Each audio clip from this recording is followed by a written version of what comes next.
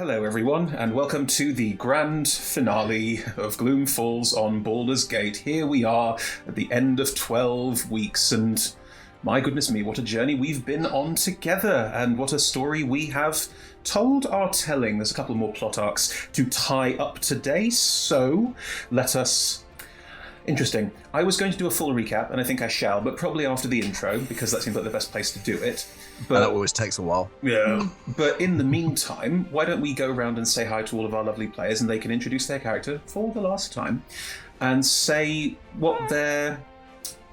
I think a moment for them was sort of the defining moment for their character, what made that character them for this campaign. The thing that would be on the magic card if these were characters on magic cards, you know what I mean? Yeah. If you could go around, please give your name, your pronouns if you wish, your character's name, their pronouns, and yes, your big campaign-defining moment for you, starting with the person who looks like they've got an answer prepared and doesn't look terrified. George?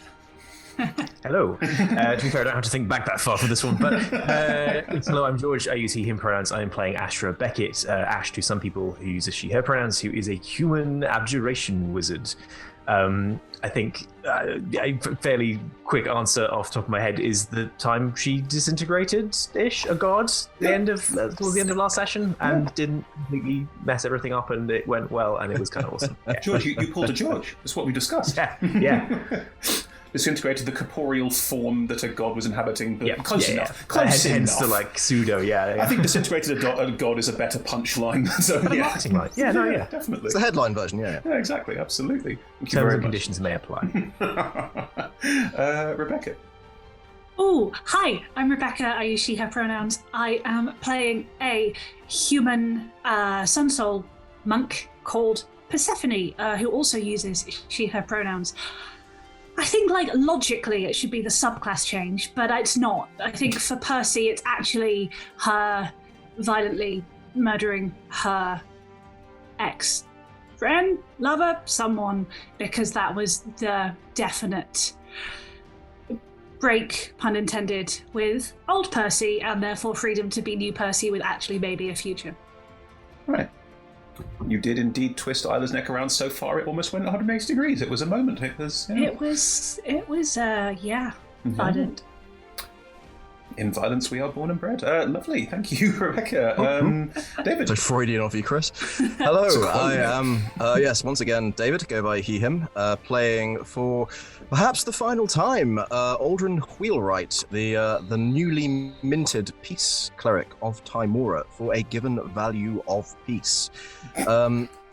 Three things briefly that stood out. One was standing side by side with Astra, trying desperately to channel dispel magic, and just the visual of these beams flying forward. The big one was the all similarities to Gandalf or any other wizards, purely coincidental. The transformation with the hair now being bleached white, and the stronger dad energy coming through and overtaking the roguishness. And the big moment that was the full Aldrin has come full circle was when he was willing to not only heal somebody, in this case Trix, but also sacrifice himself and put aside his own self-interest for the good of his companions. So that was the big moment, if you were, when his arc found its way to completion. Excellent. Thank you very much, David. That was a nice moment. That last battle in the last episode was unbelievable. As was the one before. We've had some incredible battles in this, and the takedown pitch. There have been so many good battles in this stream, and I'm very pleased with the fighting. But in terms of story, having battle that then also ties in plot arcs and involves more than just a high-tech with my sword is lovely. And thank you for the work you've done to make that happen. It's been excellent. Thank you, David. Evie. Hi, I'm Evie. I use she, her pronouns, and I'm playing Silva Maladata, who also uses she, her pronouns. And honestly, this entire campaign has been Silva's tragic backstory. So it's a little difficult to pick a moment.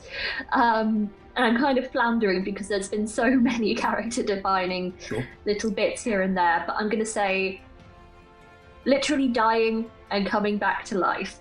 Yep. At the hands of a nefarious sibling. I'm gonna go with that one. I mean, it was a big moment. It was a very big moment. Yeah. Very nice. Thank you. I'm gonna miss LaRouche. I'm not. Making a villain that is that unlikable and that the party consistently want to destroy over and over again is a real. I really like villains that have that. We emotionally engage with this villain. Why? Because we hate them. That's really good. I like that, and you all played into that beautifully. Thank you so much. Emma. Hi, I'm Emma. I use pronouns M or Emma. I'm playing Trix, using pronouns Trix or T. Trix is a werewolf shifter, were-leopard shifter. It's been a long campaign. I can think of two. So the Death Off with Silver, where we both tried to not stop the other one from dying, and I eventually died. But I think the ultimate character-defining moment was actually happened in the second episode when I one hit killed a vampire and it exploded. And I think that did indeed define the character for the rest of the campaign.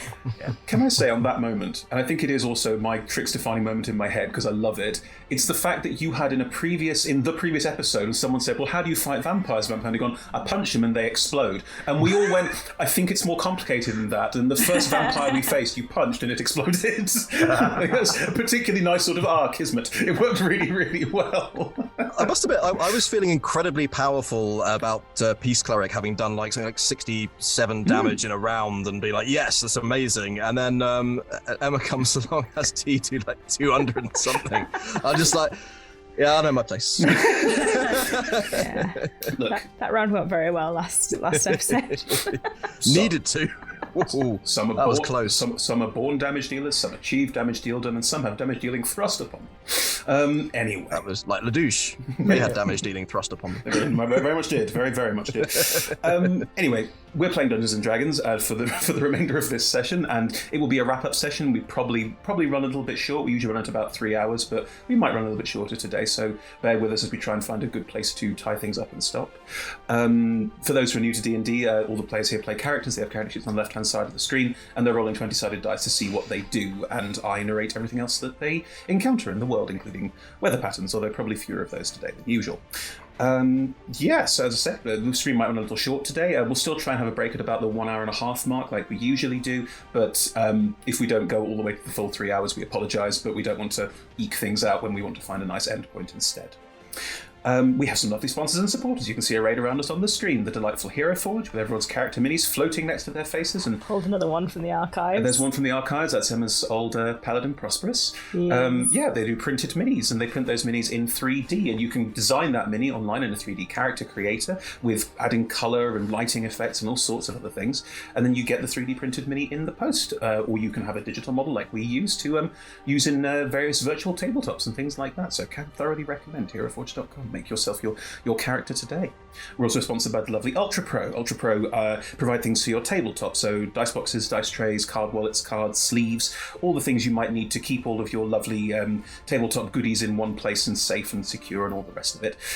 They also offer figurines of wondrous power, which I've been showing off throughout the entire campaign, and I'm going to end this campaign with my absolute favourite, my gazer friend here, who is, I think, the best one. But there are loads, and other people's opinions may vary, obviously.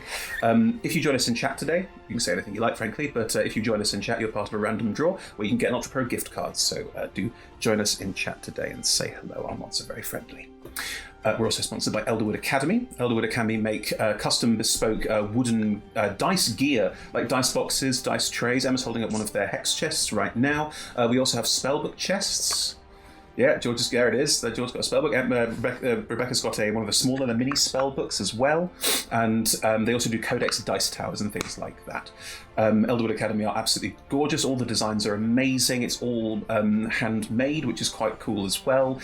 You can check them out at elderwoodacademy.com. And if you use Roll Together as a code when you purchase something, that's roll-together, you'll get 10% off. So do head there. There's a link in chat if you fancy making something for yourself or your loved ones today.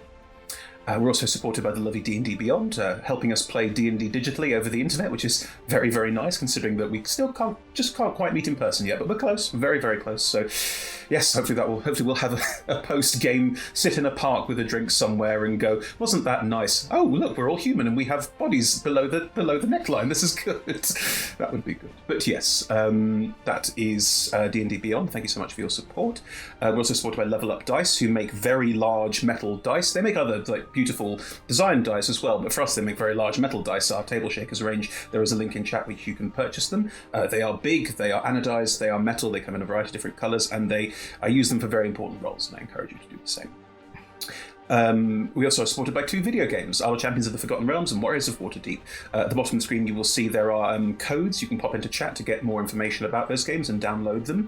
And there's also codes to get, in the case of Idle Champions, a free Electrum chest. In the case of Warriors of Waterdeep, a selection of gems, which are a very important in-game currency. Just follow the !code or !wow gems in chat and pop those codes into your code screens or click on links. It should be fairly self-explanatory. If you're struggling, do let our mods know and they will help you out. Right, well, if you want to follow us in other ways, we are on social media as Roll Together RPG, everywhere you can possibly think to find us. Now, I keep saying that, and that's not true, because we're not on TikTok, and we're not on Bebo, and we're not on MySpace, and all the ones that are, frankly, a bit defunct these days. That's MySpace. It's irrelevant. No, but, you know, no. Are we in the museums now? Well, Chris is very old. It's true, I am very, very old. I'm decrepit, that's what it is. What does that make me? A year older. But Pretty much. Yeah, you can join us on all the social medias. That's Instagram, Twitter, and Facebook, thank you. And we're also on Patreon if you fancy supporting us there. We have a lovely D20 Dice Head Club. Thank you so much for all of your support. If you join us there, you'll get a sort of prior information about new campaigns coming up. I think last week's announcement started to go into detail about the campaign we're starting next week, which I'm sure we'll be talking about towards the end of this stream. But yes, if you fancy getting information a bit earlier than everyone else, seeing some of our lovely art that gets made, do join us on Patreon. Thanks, Motorbike, I agree. Yeah, bonus contents galore. Yeah, like motorbikes. So yes, that's our Patreon. Do join us there if you can. What else is on my list? Sorry, I haven't got my list here. There it is. Also, if you want to engage with our show as a podcast, if you like listening while you're going out on a run, or as George put it the other day, which is very true, doing it while pottering around the house, doing washing up and laundry was the one you used. So yeah, if you fancy having us in podcast form, we should be on all major podcasting apps. Just search Roll Together RPG and you should find us. If we're not on your favourite podcasting app, do let us know and we'll see if we can amend that. It should be relatively easy to do. Finally, we play with a diverse group of players who play a diverse set of characters with wide-ranging sexual and gender identities. Our tables are trans-positive, and we both encourage and champion trans players, characters, and DMs in our games. The DM and players may portray characters that are of a different gender to their own, and while we aim to avoid misgendering, we do appreciate it can sometimes happen, and have company policies in place for correction should the need arise. If you're interested in the safety tools that we use pause cards, and we otherwise use information from the TTRPG Safety Toolkit. There's a link in chat right now to that, and you can find it by putting !safety in chat if you need it. There is also a link there to our content warnings. We pre-record all of our content, so we are able to tell you what to look out for if you're looking for things to avoid. Do check them out if they're for you. Right. I must say, it's bittersweet. I do love playing with you all, but knowing it's going to be for the last time in some time is going to be difficult. Chris, is this how you tell us? Is this how you tell us it's a TPK? No? Oh no. Let's get to the game, which I promise isn't going to end in a TPK. I don't feel so good.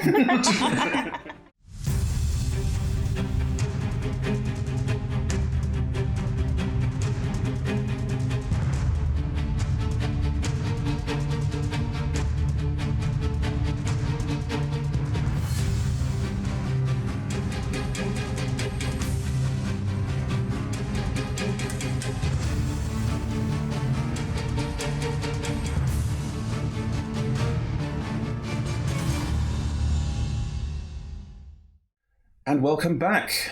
Okay, time for the recap to end all recaps. The entirety of the campaign, bar the last episode. Here we go. So, Ashra, Persephone, Aldrin, Silver, and Trix all came to Baldur's Gate for various reasons. They were looking to, in Ashra and Percy's case, take out the Pitch, a organisation of shadowy shadow monks. Yeah, that's some words. Shadow monks. Nefarious shadow monk assassins, that's probably the fairest way to put it, that Percy used to be part of. Trix and Silver were here to, well, hunt down a specific vampire. Trix was looking for a specific vampire, and Silver then put Trix onto a different vampire, and Trix, being a vampire hunter, said, yes, that sounds like a good thing to do, and they became buds and started hunting down Silver's sibling, LaRouche. More on them later. And Aldrin was here to try and root out a priesthood of mask that had taken over some of the apparently higher echelons of Baldurian society for some worry. Aldrin, as a reformed priest of mask, wanted to see if this was something that could be stopped. Anyway, the five of them all happened to be at the same fancy party. Thank you, D&D. And in terms of that fancy party, all realised they had potentially similar goals. And as part of, well, breaking into that party, meeting Silver's terrible sibling, LaRouche, Alistair Bormal, the slightly pompous son of a noble house, they started realising that more was afoot here, and all of these power groups appeared to be working together to bring about something called, well, it was originally called the Gloom, but is now forever called Gloomsday. I cannot help this. This is what the party did. I'm lucky I managed to say LaRouche's name properly. Even the stat block for the final fight was renamed. I gave up. But yes. Making their way down into the sewers beneath Baldur's Gate and breaking apart a ritual that seemed to be bringing about some kind of gloomy, murky atmosphere to the space, they regrouped, decided to go and talk to Silver's father, Manzorius Maladata, a very, very powerful vampire who had quietly been, not ruling, but running a small vampire coven throughout Baldur's Gate for some time. However, in making their way to the vampire den beneath the Jubilant's night bar, they unfortunately managed to only just arrive in time to see Manzorius die at the hands of LaRouche, who set up another Gloom ritual in the space, and the first Gloom ritual came into effect, and the party started to face negative energy creatures known as Zeg-Yi. In doing so, they managed to find themselves a moment's respite in Hissing Stones, and then made their way to the outskirts of the city to, what's it called? Tumbledown, where the city cemetery is, and the city cemetery made connections between their guild contacts and the pitch, and decided now was the time to take the fight to all of their enemies. Taking out the pitch in pretty much one fell swoop, an impressive smash and grab, making their way through underground tunnels under the cemetery, and finally smashing their way into the pitch and taking out both Isla, Persephone's old friend/lover/confidant, although we never clarified exactly what that relationship was, and Sister Oriana, Persephone's adoptive mother, who was the head of the pitch.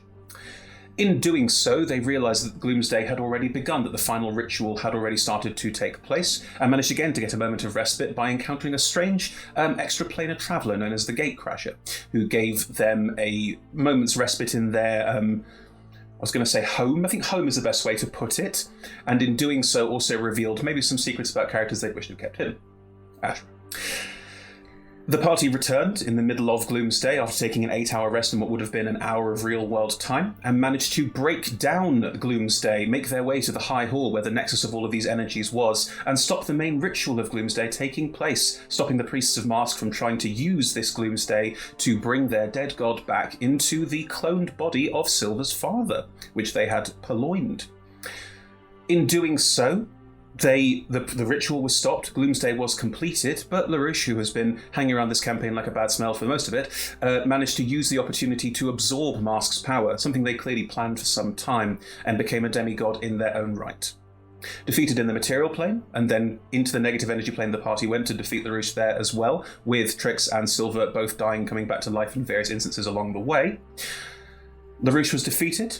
Mask was returned to the undead state that they were in and threatened to return at a later date, and the party made their way out to see that Gloomsday had ended, Baldur's Gate had been saved, and they finally had a moment to take stock of their situation and work out what they all wanted to do next.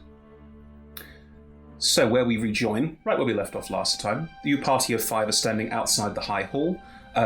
Gloomsday has cleared. The strange black necrotic clouds hanging over Baldur's Gate have all passed away. It's still night time because of the way the different time shifts worked out, so it is still dark, but it's a peaceful dark. You can see the stars twinkling in the night sky, you can see the moons, everything is fine, and there's a relaxing sort of breath being taken. The allies that you were with before you went to the negative energy plane are not here. You don't know where they are. There are many dead bodies around the courtyard, but you do see that quite a few of them appear to be slowly starting to get up.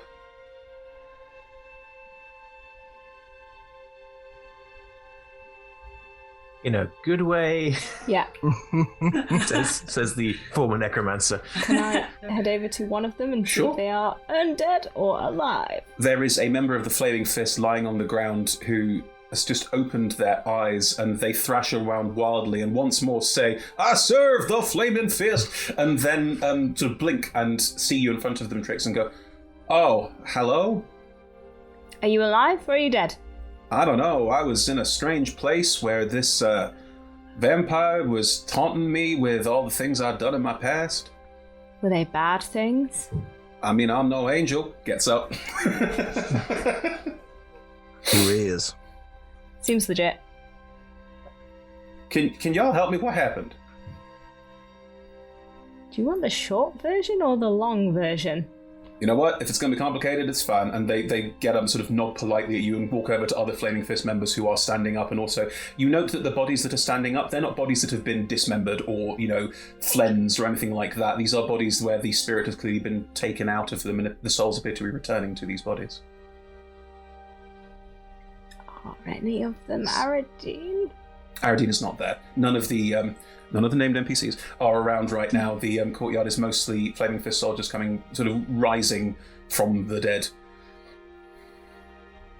Time of day is it? Is it? How long do I using my keen mind feat? How long do I estimate we've been gone? Is it like has the time we spent on the negative energy plane elapsed just exactly the same here? There is no discrepancy in your internal clock. Okay. So yes, it is roughly. I mean, I know you have keen mind, George. Let's say it's 8:13. Sure. It seems this all worked out. Looking at the chaos destruction and all the bodies that aren't getting up. Well, all things considered. I would hate to say what a bad day looks like for you, but I agree.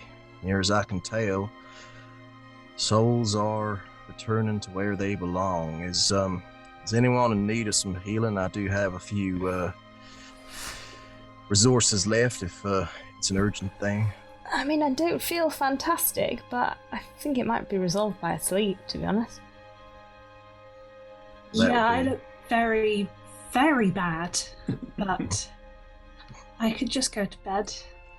I look fine considering. Oh, it's always one. Is there anyone y'all want me to check in on before we find ourselves a place to bed down? Aradine? That would be my first port of call as well. I can check in on both, if you don't mind, Percy.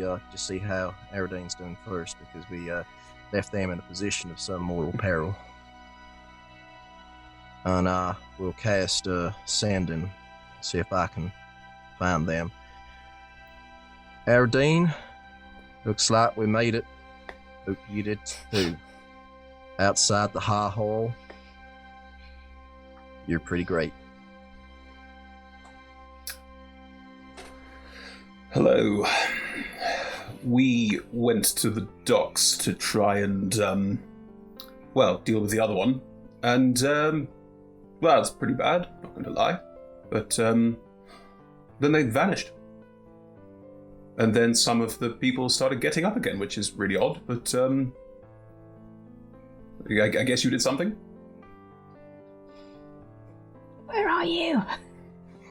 God damn it. I'm assuming down by the docks, potentially. So I'll have another spell. If Rari's telepathic bond is up, could Percy potentially speak the words of the sending? Yeah, I think so. Okay, I will recast. Thanks. Artie, are you alive? I'm alive. Ash is alive. We were all alive. Are you alive? Are you dead? Are you okay? Where are you? Gets cut off at some point, but yeah. Yeah, I'm fine. I mean, God, Percy, it's just the end of the world. No. Horty was very clear about locking the door and just waiting till it all blew over, and guess what? It did. Incredibly sensible. Incredibly sensible. I turn to Ash and go, good news. She actually did as she was told and stayed put and is still alive. Bad news, she still thinks so little of us that it all just worked itself out. Well, it kind of did, didn't it? Yeah, and to be honest, if Artie wasn't involved in saving the world, then was the world really saved? So, Who can say? It's a question we can't answer, mere mortals such as us. Oh, I'm glad she's not dead. Me too. Do you head down to the docks? Are you staying here? Are you splitting up? What's the plan? I'm gonna go to the Docks. Yeah, Okay. I would relay to Trix that the last place Aradine mentioned was the docks, Mhm. and that therefore that's where I'd be heading if T wanted to come down as well. Silver, do you want to? Yes. I have had a traumatic week. Oh god, it's only been a week. I'm sticking with you for the moment. I promise not to make faces or throw insults at Aradine this time. I really don't think they mind. Oh. Okay, well, I might give myself one, just have a bit of fun. Percy, Ashra. Turn to Persephone. Want to go with or find your sister? I mean, I really want to see Artie, and also right now a strong wind could knock me unconscious. But Should we have a if you drink want to, I owe tomorrow? you first. We can come if you want us. I mean, should we all just catch up tomorrow for a drink? Should we go back to Yeah. not that kind of establishment? We can find each other. That's no problem. Aldrin just realizing that daylight is still streaming forth from his bloody shield. Just going to cover it with a cloth. Mhm. Right. I think we've had enough of things affecting the natural order of stuff for one night. Great. In which case, Ash, Percy, you're in the upper city already, so you can head to the Orkia house, that's fine. And Trix, Silver, and Aldrin, you can head towards the dockside district. Let's head to the docks first. So Trix, Silver, and Aldrin, you're making your way from the upper city down into the lower city. You actually Yes. have to pass through Baldur's Gate, I know, to get from the upper to the lower city to head down the steeps to the docks. Wait, the city or the actual gate? Baldur's Gate is an actual gate, and it is in between the upper and lower city. Ah. There is an actual Amazing. Baldur's Gate. Yeah. As you pass through, walking from the High Hall to Baldur's Gate, there is a bit of damage in the streets. Not a lot. A lot of this attack was very much necrotic energy and swirly magic stuff. So there isn't smashed buildings. The High Hall itself is a wreck. But as you head out of that and start heading down towards Baldur's Gate, the upper city looks to be relatively untouched. There's a couple of bodies in the streets. There are people who are, as before, picking themselves up and looking a little confused and like they've had a very, very, very bad dream.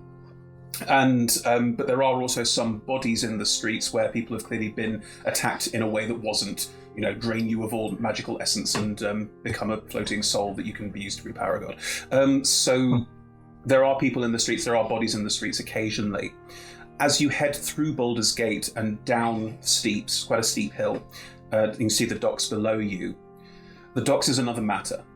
Because the gigantic LaRouche Nightwalker had more time down there, a lot of the dockside buildings, the buildings in the steeps, have been severely damaged. There's a huge swathe of destruction where this thing clearly walked, kicked, smashed, whatever, its way through quite a large part. And the steeps is quite a poor district, so a lot of these buildings are not particularly sturdy or hardy, and clearly one building falling has knocked over another in some places. So it is a mess. There are more bodies in the streets here because more of them hurt by falling masonry and stuff like that over having their souls sucked out. Although there are still people doing the same, ooh, what is this? What just happened? In the streets you can see being helped by others. Was the alternative title for this A Midsummer Night's Gloom? Interesting. Yes. So, as the three of you pass through this area, what are you looking for? Aradine. Cool. Guess any form of command center or where things seem to be organized, because that's probably where Aradine would be. Possibly if around there's there. like a trail, if Yeah. there's like the way the thing went, because they're probably at like the place where it ended, I guess. If you head into the rubble trail and you can sort of move into it, there is quite an obvious sort of path. You can see that it started down by the docks. You're guessing it's probably somewhere. It looks like there's a sort of burst out part where part of the dock area has flooded. So maybe there was a ritual happening in the sewers or underground. But that bursting out, and then there's a sort of teardrop style swathe up into the steeps. And at the very far end of it, you can see there are more people who appear to be alive. talking. You recognise certain groups and factions that you saw earlier who appear to be sort of starting to try and clean things up. You could head in that direction if you wanted to. Are there any people who appear to be near death as we go? I think at this point it is fair to say that most people, as you're making your way through the rubble, are either dead and that is it, or injured but fine, or perfectly hale and hearty and coming back from having their soul sucked out. Like, there's very few in that in-between state, if you see what I mean. Cool. But as you start heading towards the wider combat zone, there are people who have clearly been quite badly hurt. It is more like a sort of war zone is a strong word, but it's more like a sort of impact site, and there are people who are clearly taking part in quite a lot of fighting and look a bit worse for wear. Do you want to heal some of them on the way, Aldrin, or are you... Yeah, I'll knock out up to 7 healing words. Cool. Okay. As you're passing by, you can quickly heal people who look like they are... You heal obvious wounds and people who look like they are not recovering very well from the effects of all of this. You do get sort of scattered thanks and people smiling at you. More often than not, the two largest groups of people here are Flaming Fist soldiers, who you recognise. They all wear the same sort of livery and outfit. And then what you assume are members of the guild. So various people in quite nondescript leather armour, hoods, looking a little bit like... very, very out in the open here. Like, there's that sort of look of, aha, I see what has happened here. That is, but they are not like skulking away yet. They are still standing there. As you make your way towards the centre of this space, a glow of yellow light catches your eye. And Aldrin, you can see Sister Buttons is currently standing over someone and is casting a spell on them. Next to Buttons, sitting on a piece of rubble, is Aradine, still holding the massive crossbow. Just in a kind of... Yep, they now seem to hold a crossbow. That's a thing they do now. Just hanging on to it with a kind of, yep, this is mine now. And a couple of other figures milling around at that point, but that's it so far. Any sign of Leonie? No. Okay, it's concerning. As you head forward, Buttons finishes casting the spell, Revivify, and Leonie sits up off the ground with that was Leonie. Okay. Very much a definite sigh of, I'm alive now. But the three of them all see you approaching. Aradine, not a scratch. Totally fine. Buttons looks a little worse for wear, and Leonie has 1 hit point. So, you know. As the three of them see you approach, Aradine will get off the rubble that they are perched on, put the crossbow over one shoulder in an attempt to look really cool and lackadaisical, failing miserably. It's sort of a, yeah, ooh, there we go. It doesn't quite have the same look of, yeah. Just walks over and walks towards the two of you with quite a rakish grin. I take it all went well, then? Nobody's permanently dead. Oh, good point. Silver, and sees Silver behind the two of you. Silver, roll me an insight check. And do. Ooh, that was actually pretty well. That is 28. Aradine sees you, is clearly very, very pleased that you are alive. Like, thought you were dead and that's it. And then very quickly covers it with a, I see you made it. That's right, I did, buddy. Can't get rid of old Silver that easy. Ah, well, let's find another god then, won't we?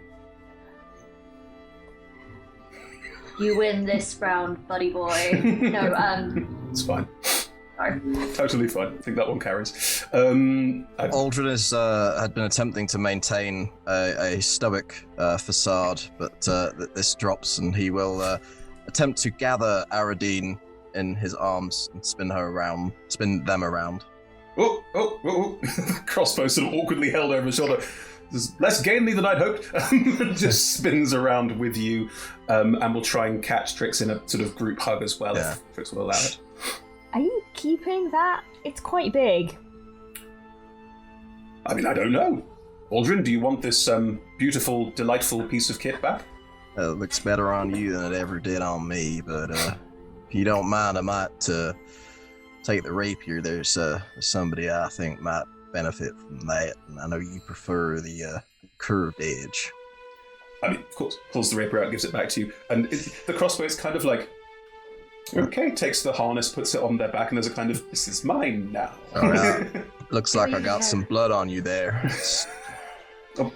Okay. Do you even know how to use that?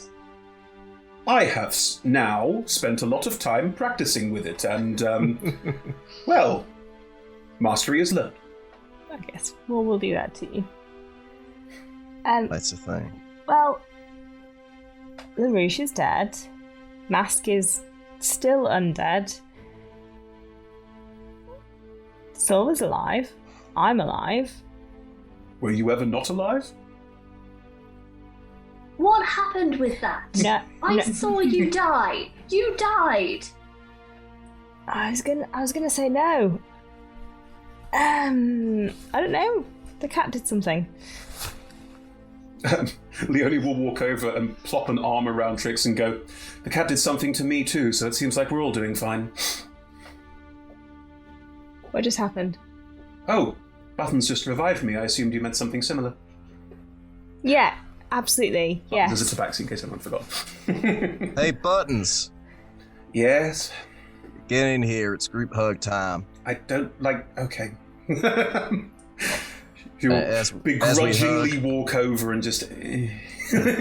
as we're all stood close together, channel divinity balm of peace, and twill heal everyone that needs healing 2d6 plus 5. What's the visual aesthetic of that?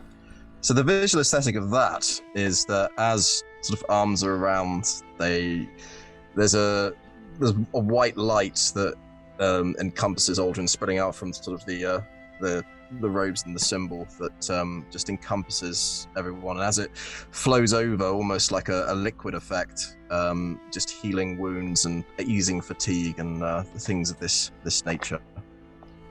There's a strange collective sigh from the entire group. Just a really from everyone. Two sixes as well, max healing. Oh, very nice. So we're talking what, 17 each?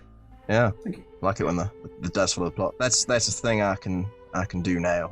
There's been some epiphanies and some moments of light, if you'll pardon the pun. You don't look like yourself, but that's not necessarily a bad thing.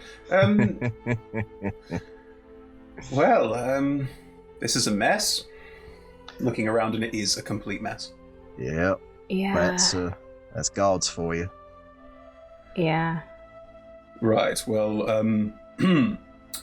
I'm guessing the upper city is in slightly better state at the moment.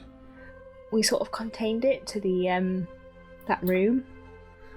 Good. Well, looks like we've got various conversations to have with various people. Yep, High Hall is more of a high hole, but well, it could have been worse. Could have been a lot worse. Good. Right. Well, there's someone I need to go and talk to, if you'll excuse me.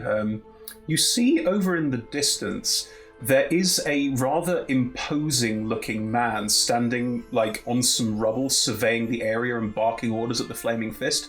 You would probably all recognize Lord Alder Ravengard, the leader of the Flaming Fist and one of the High Lords of Baldur's Gate, who's clearly taking some semblance of authority and charge in this situation and is starting to push and direct workflows.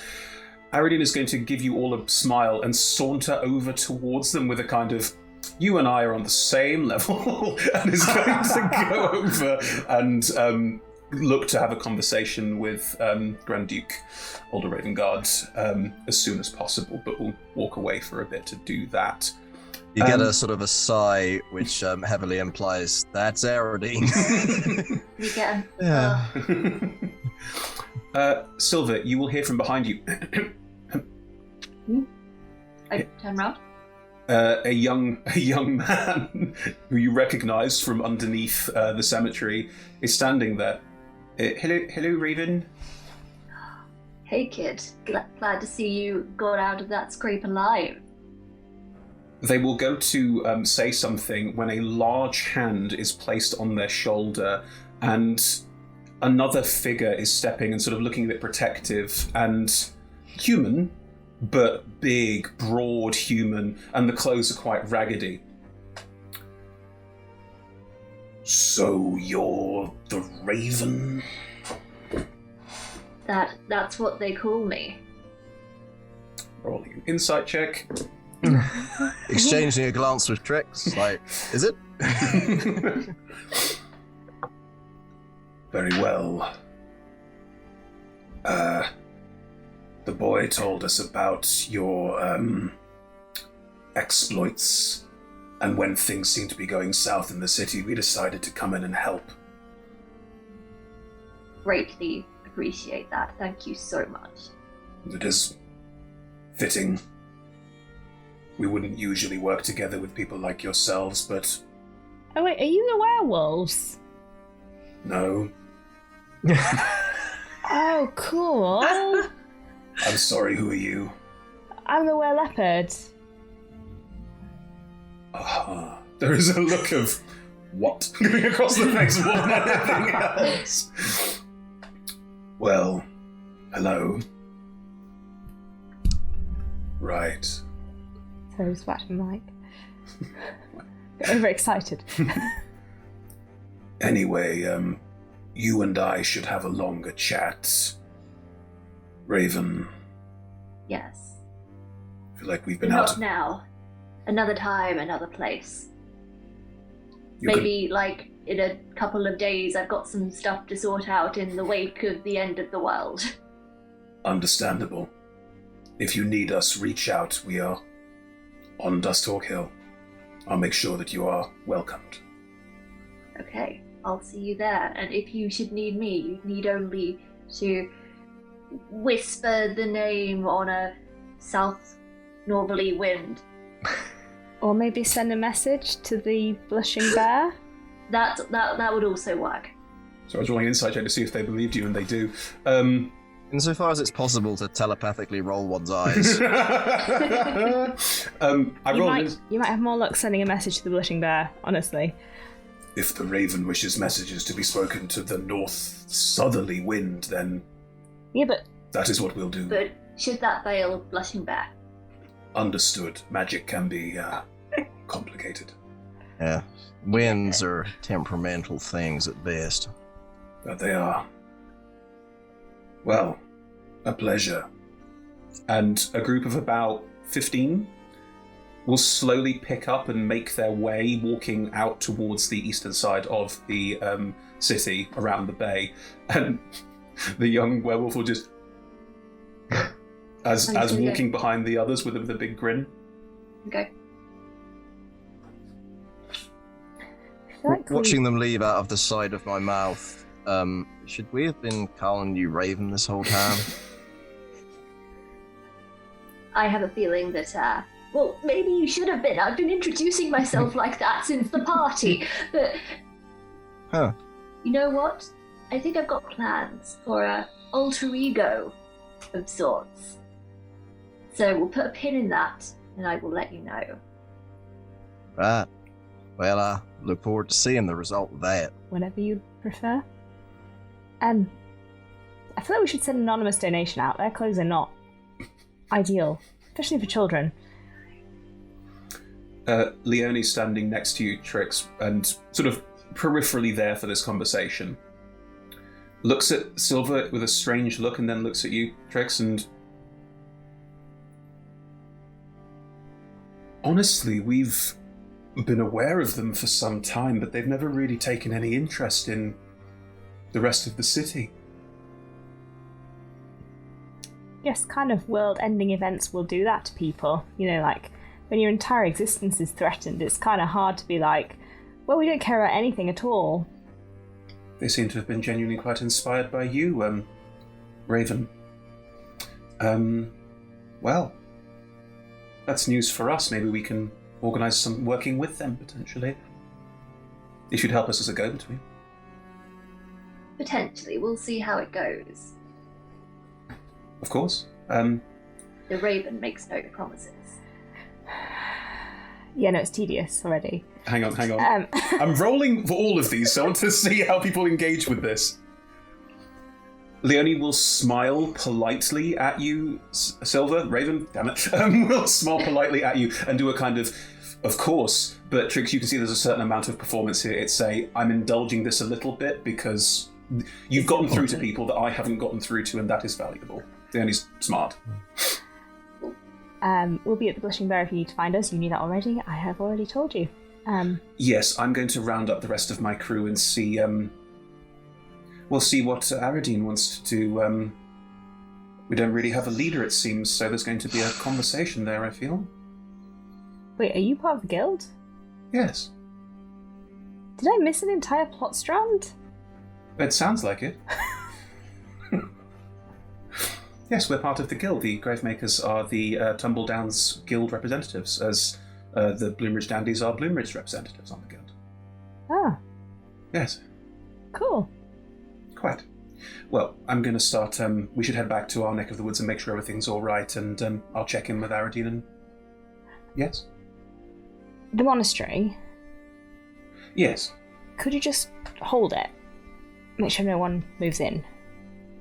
Or out. That was one of the questions we were going to deal with later, but of course. I feel like Percy might want it, or might want to choose what happens to it. It's kind of her right. Understood. We don't have any specific plans for it. It's quite badly damaged, to be honest, but I'm sure it can be repurposed. Her fiancé is a really high-powered wizard. Wait, did they get engaged or did they not get engaged? I've lost track of their whole relationship at this point. They've had too many awkward conversations about it.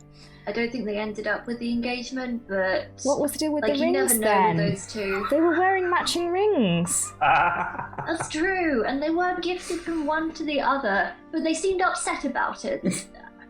So they must be fiancés then. I find these things have a way of working themselves out, and there's few things that can't be mended 1 foot at a time. I guess we'll see what we'll see. Aldrin is actually thinking to himself that I bet when the chronicle of this gets told, it's going to be Raven and friends that save us. Yeah. Almost certainly. Power of branding. Aldrin, there is a... behind you, there is a... you hear your name being shouted. And jumping and running over parts of rubble is a Minotaur child. She's only about maybe 4.5, 5 foot tall, and she is jumping and skipping across these various things and has clearly seen you and is moving over. Aldrin, come quickly. Hey, it's good to see you. What you need to show me, please, Akko? No, it's important. Come now. Oh, all right. It's Calistar. Come on, come quickly. I gotta see about this, and I'll go. And Istin, who we haven't met in this whole campaign, will grab Aldrin's hand and run you over. Jigsaw, you can go with, or you can stay here. Leonie is sort of sorting things out, and Aldrin's in a chat with the Grand Duke, but it's up to you what you do.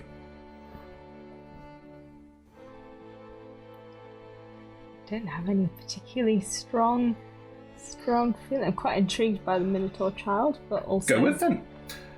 As Aldrin rushes over, Istin will take you over, Aldrin, to the across various bits of rubble, and Calistar is lying on the floor. A piece of building is basically on top of him. There's a group of about 5 of your band who are desperately trying to move it off him, I can help with but that. it's like they're really struggling. It's a piece of building. It's very, very heavy. I can move that. Do you Probably. you rush in and assist? Well, I can rage and then move it. Go for it. Trix! Need your help here. Gods. 20 non-natural. Great.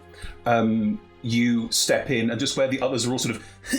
And these people are not heavy set. They are mostly quite thin, quite young, clearly sort of disaffected nobles and a certain amount of like street urchin level. These are not like ex-guards and things like that in Aldrin's little posse.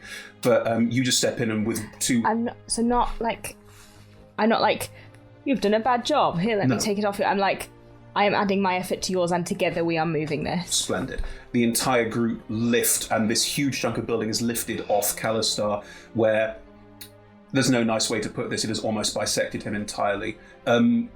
He looks pretty much dead. Who is Kalistar? Have we met Kalistar? Kalistar is Aldrin's friend who was at the party. He was the pretending to be the footman. Trix, you and Silver might recognise him, although he was in disguise at the time, so up to you. But Kalistar is lying on the ground, looking basically dead, Aldrin.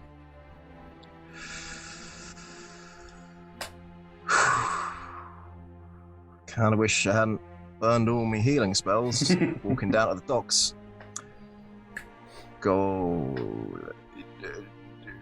Does Kalistar look like if he died? Like a lot of the spells I have, I've got one slot left. Doesn't restore limbs. Would he live without? Like, where is he bisected? I guess is the big question here. Okay, I have a question for you. Do you have a 3rd level spell slot left? Because he's basically I have dead. a 5th level spell slot left. There you go. So technically, yes. Yeah, that's In a fine. You manner could of use it. A revivify would be necessary here. What little trickle of life there is barely hanging on by a thread, like his abdomen. Thaumaturgy to increase my voice by up to 3 times its amount. Stay with me, buddy! Can't die! Do you, how do you try and revivify Kalistar?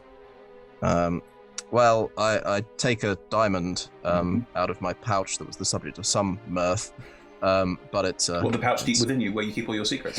Yes. Yes. It's in the lining of my my fancy armor. Is it now?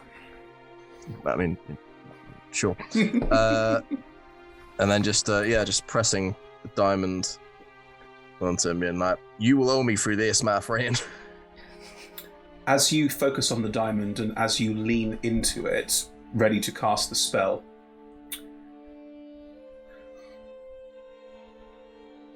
you recognize that there is some tension, some holding back. You can project your mind forward, and you find yourself with Kalistar, looking hale and hearty. Where did the two of you first meet? So, gosh, we knew each other back from being boyhood inductees. Exactly.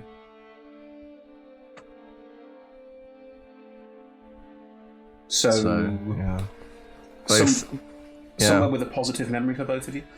Oh, this would be when, before we realized that there were people within the church who were going to try and induct us into masks. So this would have been probably in the pews of the choir stalls in the Church of Lathander in Athkatla. Perfect. You are sat next to each other in this wide open space. The architecture and geometry of this is completely different from everything else we've experienced in this campaign. It is airy, open. Athkatla and Arm have a kind of Mediterranean feel to them, so there is a lot more light, a lot more heat. And the two of you are sat next to each other on a pew. You are the same age that you are now, you haven't reverted, but you are both sat there on these pews. He turns his head towards yours. Well, did everyone make it? Everyone's gonna make it. Why? Because that's why we fight, buddy. That's why we did all of this. To undo it, to make sure that other people would not have to suffer as we suffered. To make sure that innocent kids that grow up in this environment aren't tainted with darkness and death, for the righteousness of the soul. But you did it, didn't you? You did it. We did it. We did it, my friend. All of us. Everyone who helped in whatever fashion. If it hadn't been for you, and if it hadn't been for our collective and the work that we did, I would not have been in the place that I was to affect this in any way. You helped me come back, and I helped you come back, and we did that together. But Aldrin, we did it. It's done. Mask is still out there.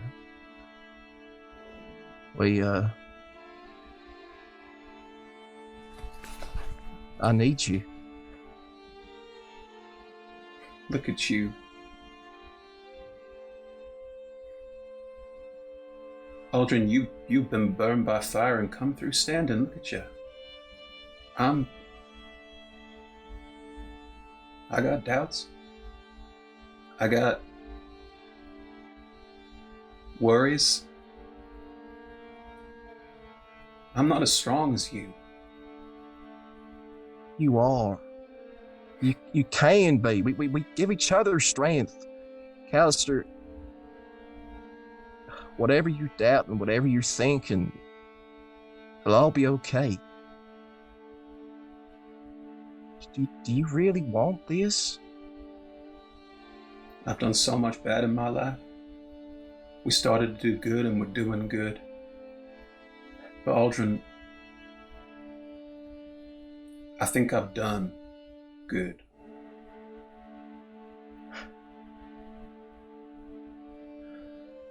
I think I want to atone. And I think I want to do that without the temptations of everything else. In a place where I can do it on my terms, you know? You got the strength to be a light walking in the world. I'm always gonna be a shadow.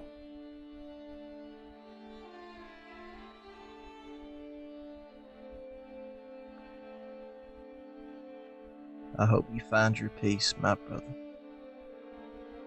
And if you'll allow, Chris, as I say that, for the image of the church to fade away, and for the image of, ideally, if that's where he's going, Timora's realm to appear with grass and trees and all that.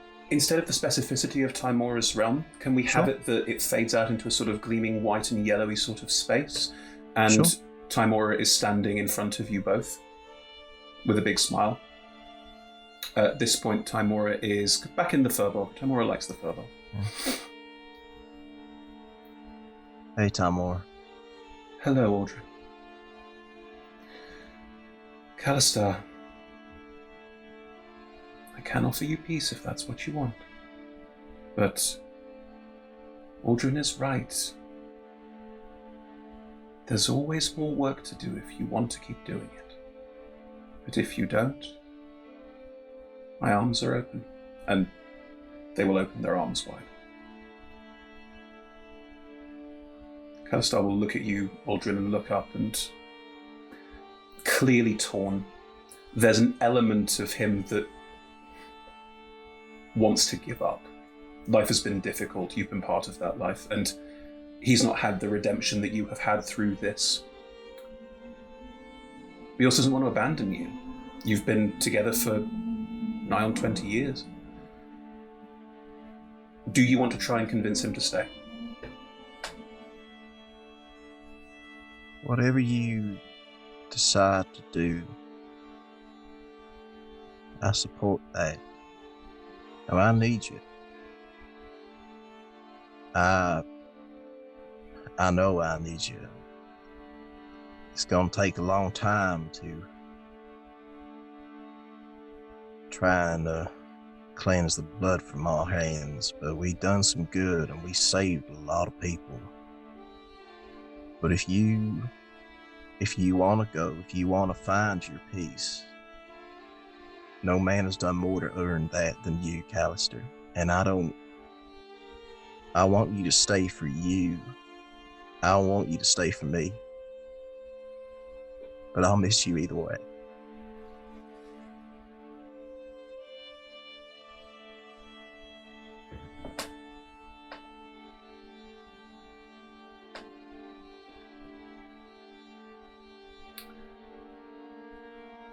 He will smile at you, put a hand on your shoulder, and get up and walk towards Timora. And as the two figures fade out of your vision, you are back where you were. You don't burn this house long. If y'all don't mind, I need to be alone right now. Catch up with you later. The others around you, Aldrin, the rest of your group, they all kneel and sit with you. Unless you specifically ask them to go, they're not going to. Just softly say, carry him in glory, Tamor. He was a hero.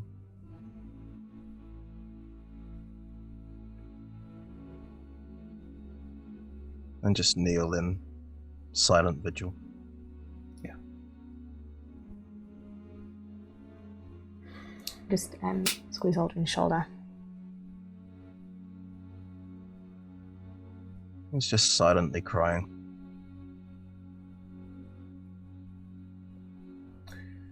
But reaches up, squeezes the hand.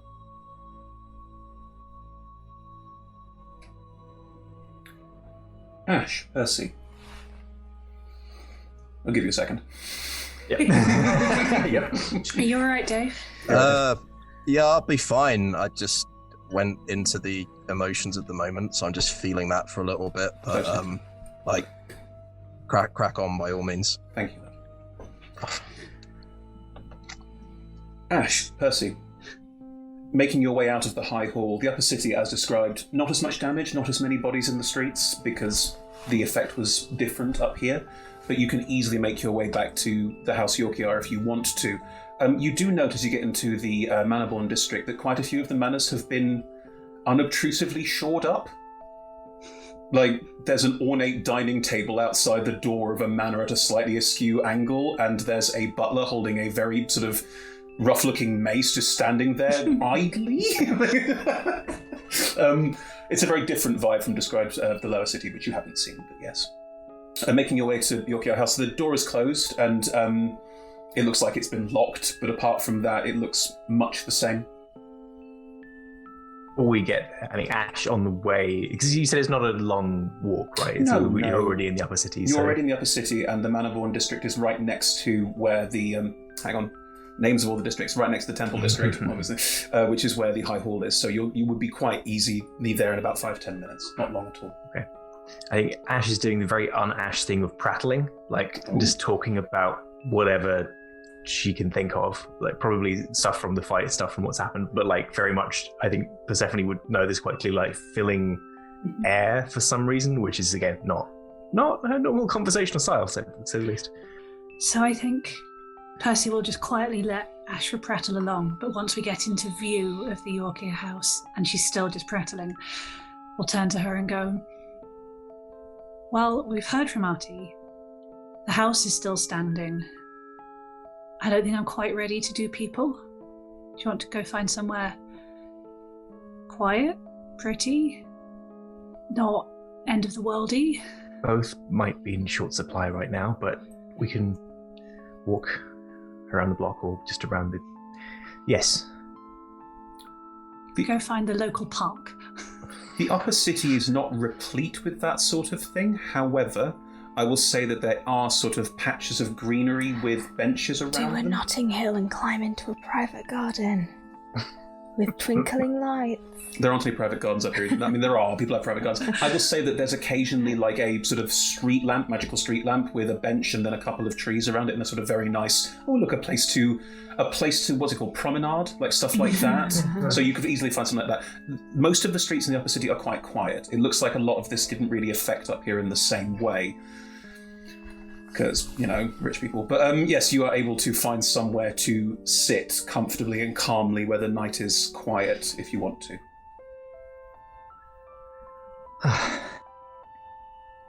How are you holding up? I mean, if If I could put a numerical value on it, I'd say I feel like I only have 1/8 of my usual strength. But no. Only terms I understand. I try for you. No, I mean, you are awesome. That spell was cool. And now we're even, one god each. We need to clearly go find a tiebreaker. Defeated another god. Yes, that's... Look, it's something I should tell you. I was going to tell you before. I'm going to get ahead of myself if I'm not careful. Remind me, Chris, where is the implant just physically? It's in my neck, sort of back of the... I'm just sort of going to reach around and touch it. You've seen me do so unconsciously before. This is more conscious, but still like incidental rather than like pointing it out. When I was in the Brotherhood, when they promoted me to a position of being in charge and having access to certain pieces of privileged information, they took countermeasures to prevent the dissemination of that information. And I thought that's all it was. I thought it was just a means to prevent leakage of their information. And I probably should have mentioned it before anyway, but I didn't. And that's a problem. But the gatecrasher says it's actually could be worse than that. And I was going to tell you right after that, but then that was Gloom's Day and death and destruction, defeating a god, and it felt like that could wait. But there is a device in my neck which at a minimum would remove the information the Brotherhood put there from my memory should it go off. I thought that would be a loss of the informational advantage, but I planned to deal with it. I probably should have told you anyway. But it's more, and I'm telling you now because you deserve to know that, and I'm sorry. Percy walks away.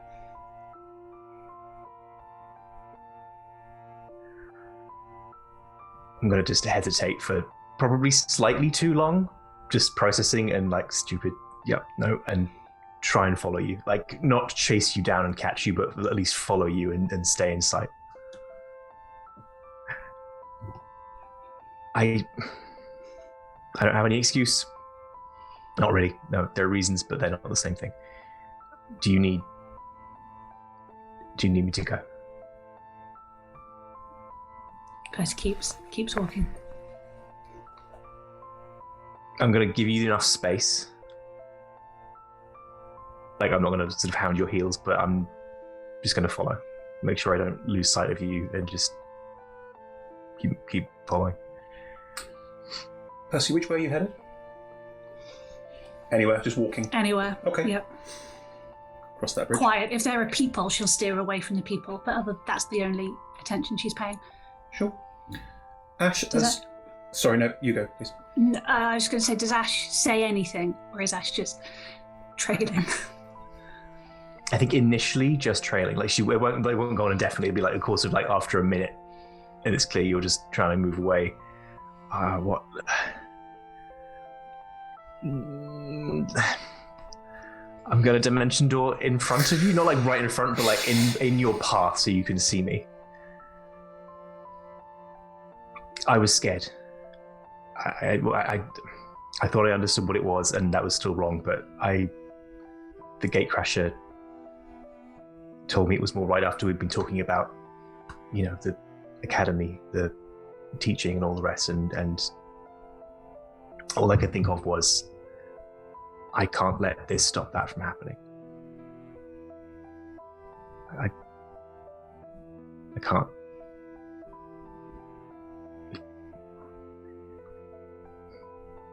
If you want me to go, I'll go, but I don't want that. I want you.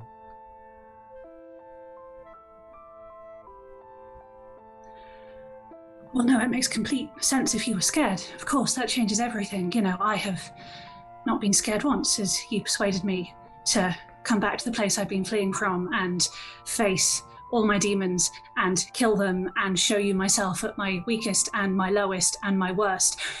That's why I haven't, had to keep any secrets from you, because I haven't been scared. Of course, if you're scared, that's the perfect excuse to lie again and again and again. I should have told you. Yeah, It would have been simpler. It would have been the right thing to do, but I got it wrong.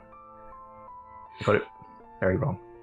Do you know, when you got frustrated at me for saying that you were going to go, that this was temporary and this was fine, the night before we went into Baldur's Gate, and I told you that I thought this was, if you were in it for the short term, and you got really quite cross with me because how could I think that you're in it for the long term? Do you know why I thought that? No. You are perfect. You command armies and factions and your skeleton family, and you led a ridiculous group of people into a glacier and charged into a frost giant and killed a god to save a group of people, and you did all of that without flinching, and then you left all of that behind, and you don't have ridiculous messy explosions of feelings, and you don't lose control, and you always have this ridiculous power inside of you that you can choose to use or not, and when you do, it kills gods. And I thought, what can I offer you? I am a mess and a murderer and have screwed up in every conceivable way, and you watched me break down when we got here and we found out what was inside of every pitch monk, what was inside of me. You watched me and you held me and you said, yes, you poor thing. Gosh, I can't imagine what it would be like to have sort of not quite deliberately signed up to have something inside of you that's controlling your destiny and is damaging our future. That's you. You're alone in that. Poor broken Persephone. I am so sorry. What must it be like for you? When what you could have done is said, me too.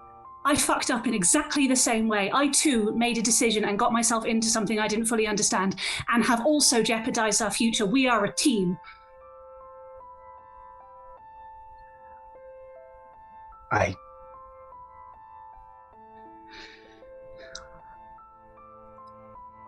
don't know how to get it right all the time. Just because it seems like I do doesn't mean I do. I worked for the Brotherhood. They're horrible. If they're not the pitch, they are just a different approach. But they're still rotten to the core. And I did that, and that's who I was. And everything since then, if I've been able to do anything, it's because you've been there. If you think I'm just standing here on my own 2 feet, it's not. It's you. I don't know how to do it without you. And I got it wrong. I did. I really did. I could have found the right path, but I don't know why. Please don't mistake me for someone who knows how everything's going to go, what the right move is, just because I seem that way, because that's how I'm trained to be, to look like I know what is going on, to lead like that, but I'm not. I'm sorry if that's what you need, because like that, I can't be there all the time. You haven't been listening. I don't need you. If I'd known that you were this equally fucked up, then I would have felt so much more like I could trust you. Like, I didn't think that... I even told Aldrin this is how lousy I was feeling. I even told Aldrin the stupid mistake I made with the rings. The reason I got so stressed about that was because for a minute I thought you'd thought there was something I could offer you for the rest of our lives, and then the fact that I'd even let myself think that was ridiculous. Could you try less hard to be perfect? I think that would go well for both of us. I want that future. What you talked about in the weird extraplanar space, that I wasn't sold at the time, but seeing how quickly everything has gone like this, I've never felt more certain of anything, and I can get getting it wrong right more often. I think. Or the other way. I don't care. It doesn't matter. I just want to know that you'll be there. As long as you want me, I'll be there.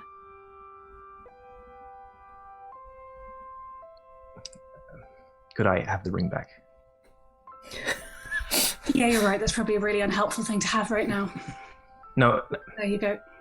It's a placeholder. I want what you thought I wanted. Persephone, will you... I'll get a proper one. Will you marry me? For real, not in a spell component sense, not in a nothing, just... I can't read your expression. That's good. Bad. I just wanted to see when you'd run out of words. Yes. Yes. Good. Yes, you can put it back on. We'll get a proper one. I don't know when the jewel is going to open, given the apocalypse. The apocalypse did happen. For you to marry me, Ms. Beckett, you need to not have a doomsday device in the back of your head. Would it surprise you to learn I have a plan? No. Do I feature in the plan? Well, you're there. That's all I need. Okay, I had a better plan. I had the clone. What one where I'm not there? The clone scroll would have sort of solved the problem and more, but we kind of can't let Silver's dad die, really. I now see why you were so weirdly obsessive about that clone scroll. Okay, so... a synthesis to do the two things together. So, we need to undoomsday you. We need to probably never try and save the world again. And then I guess we need to find a school. Together. Yeah. I'm not taking your name. That's not happening, just so you know. Fair. You've got enough already. So many. Yeah. You're sure? You're sure you don't just feel really guilty and you haven't just decided to make it up to me by doing this? No. I was going to do it anyway, but I sort of caught myself by surprise. That is growth. I am impressed. I don't think anyone could catch you by surprise. Sometimes this isn't my thing. It will be. We'll get there. I was already feeling quite dizzy with, the blood loss and the gaping wounds. Could we maybe get some sleep and plan some things in the morning? I just offer you my hand. There is a soap bubble next to you, and sorry, I was waiting for the right time. Sorry. Fold my arms and turn towards the soap bubble pot. Percy has instantly leapt into the gatecrasher is just standing really awkwardly and also slightly too close to you. Let's take a step back. I wanted to come by and... How much of that did you hear? How long were you there? What is wrong with you? I wanted to... can I have my key back, please? Toss them the key. Yes. Won't be needing that again. Thank you. Was that it? No.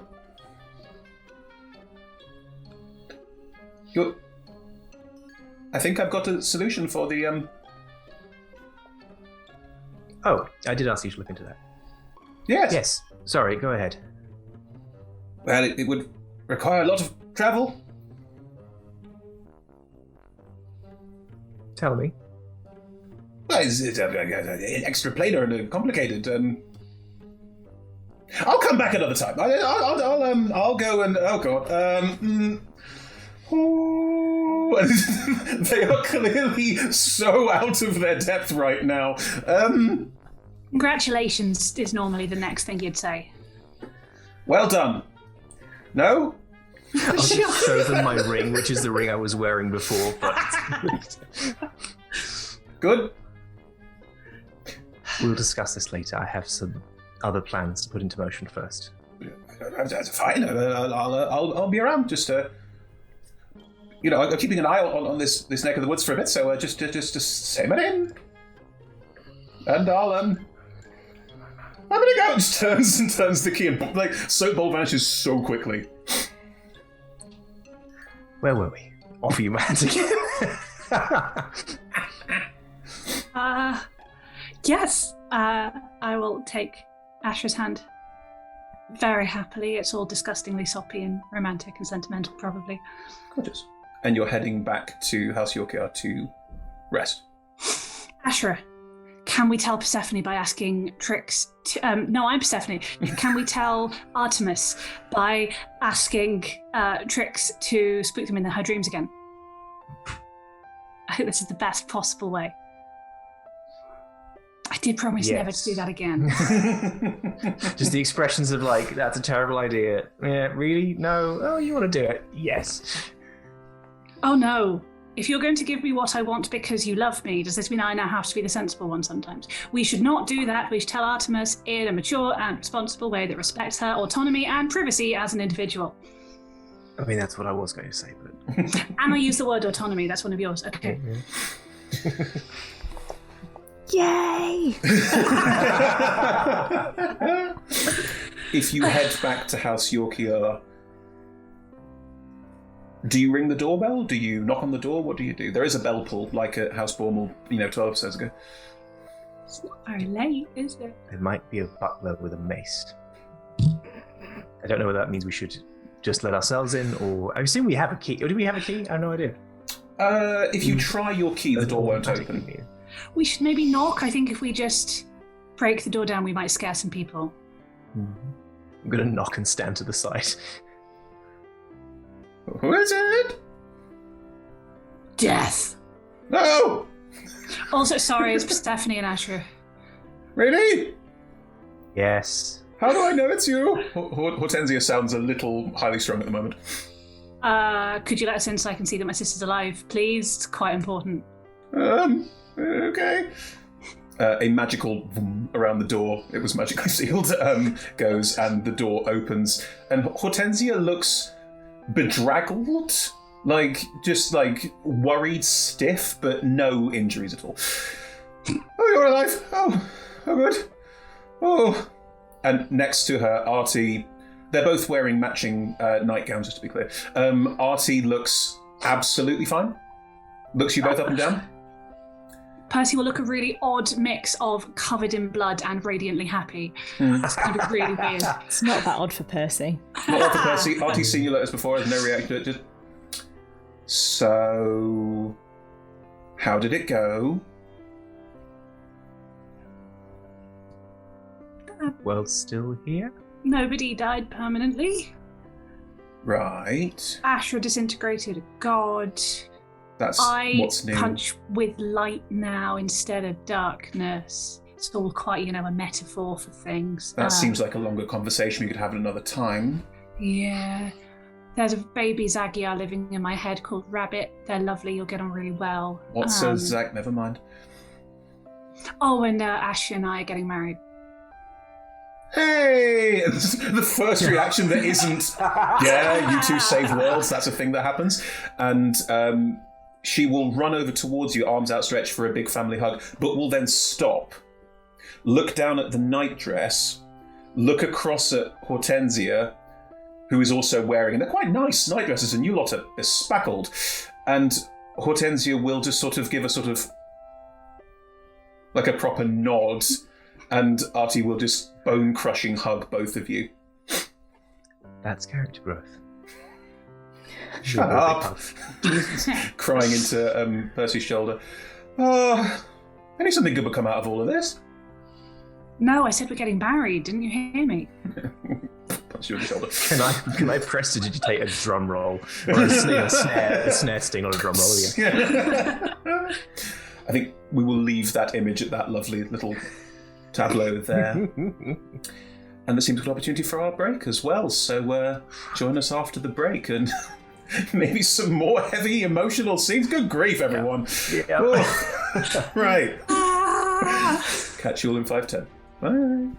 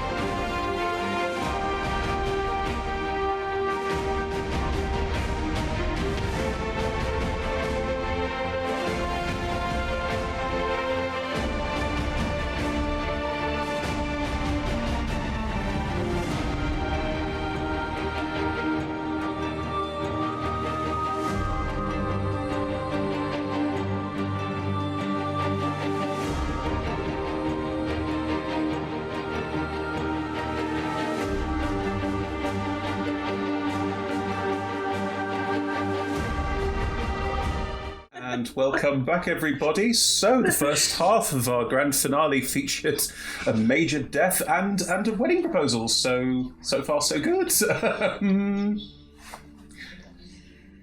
The two of you in Yorkia House are resting fine. That's all good. The three of you who were... Are they?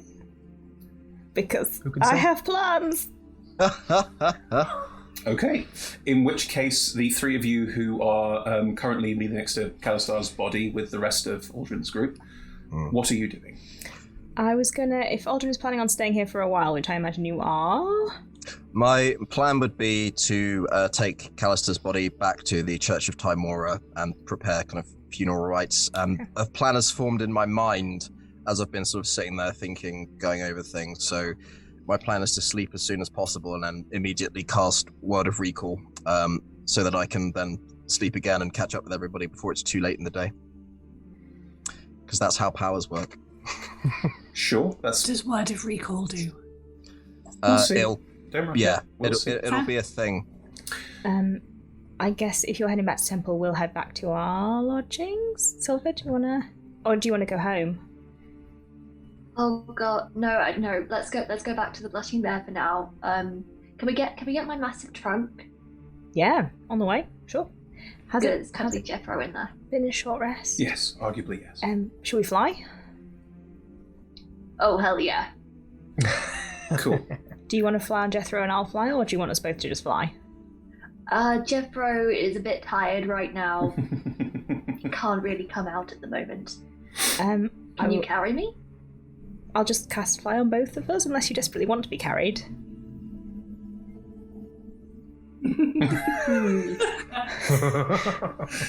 Yes, I do. I will cast fly on. You have to cast it on people. Yeah, I'll cast it on. I can cast it on.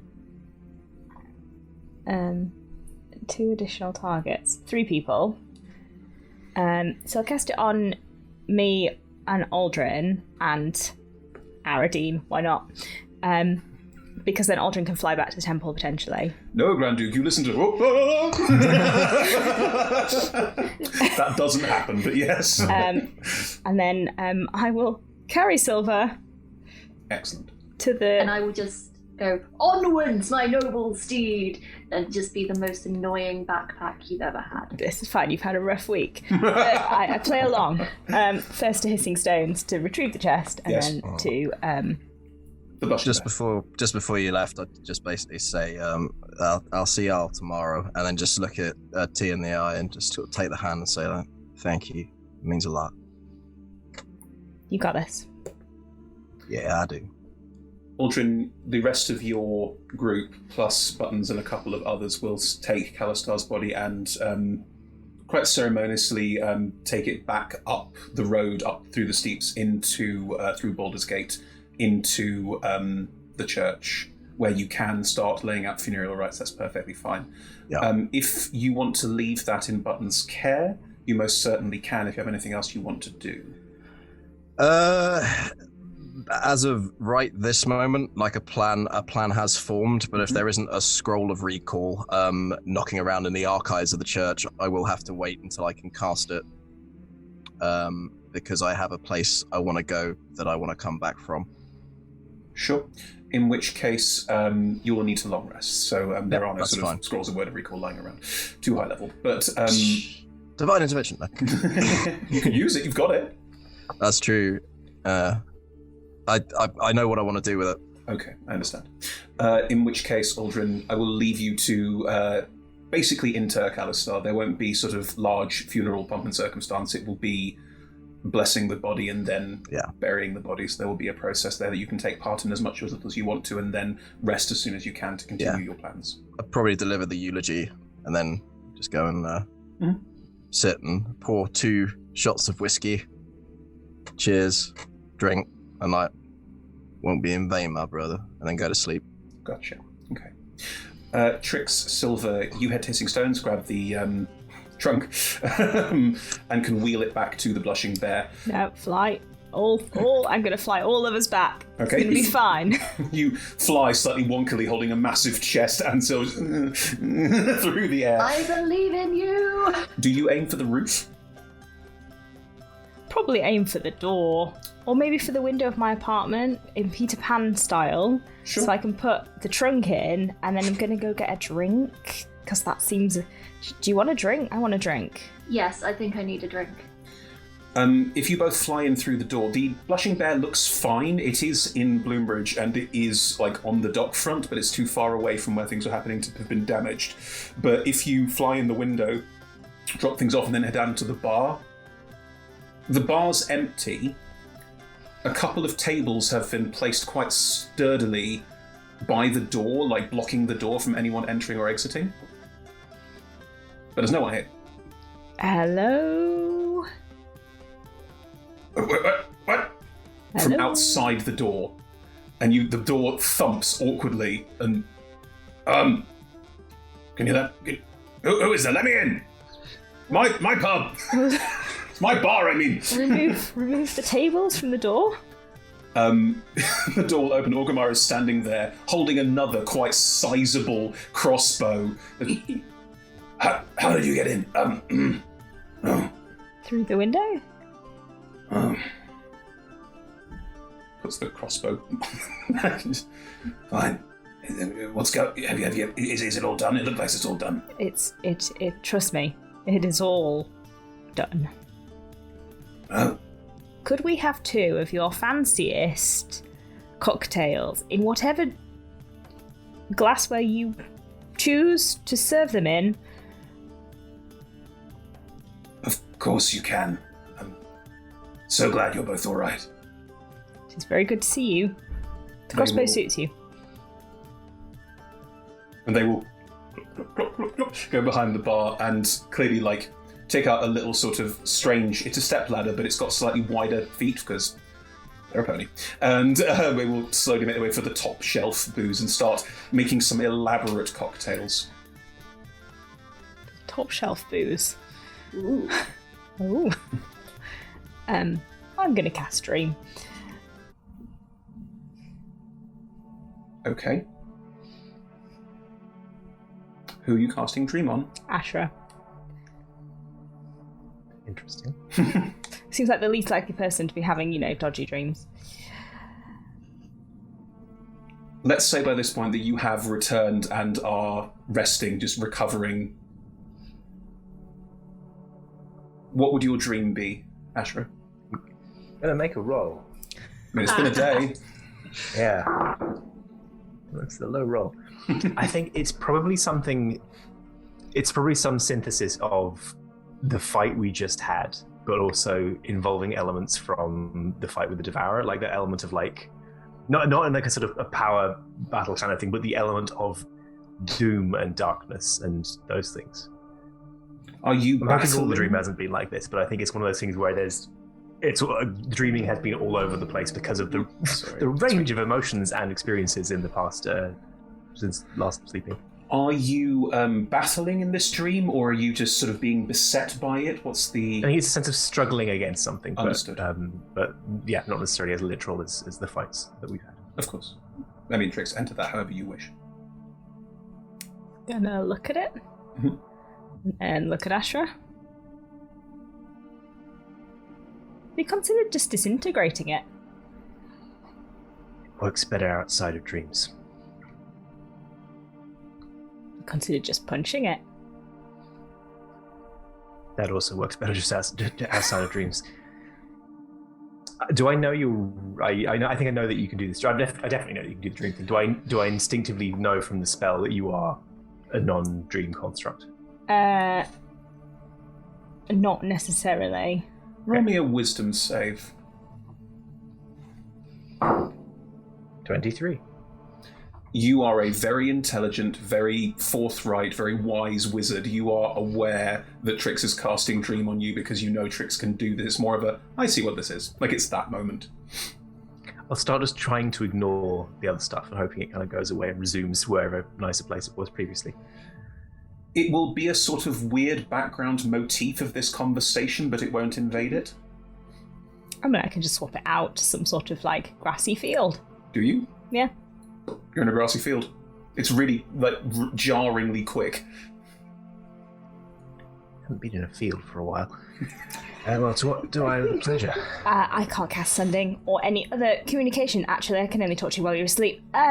We actually didn't talk about how we're going to meet tomorrow or where or make arrangements. So apologies if this is slightly, what's the word? Presumptuary? Yes, but I actually don't have any other way of getting in touch with you. On the contrary, it appears you have improved the surroundings. It's better, isn't it?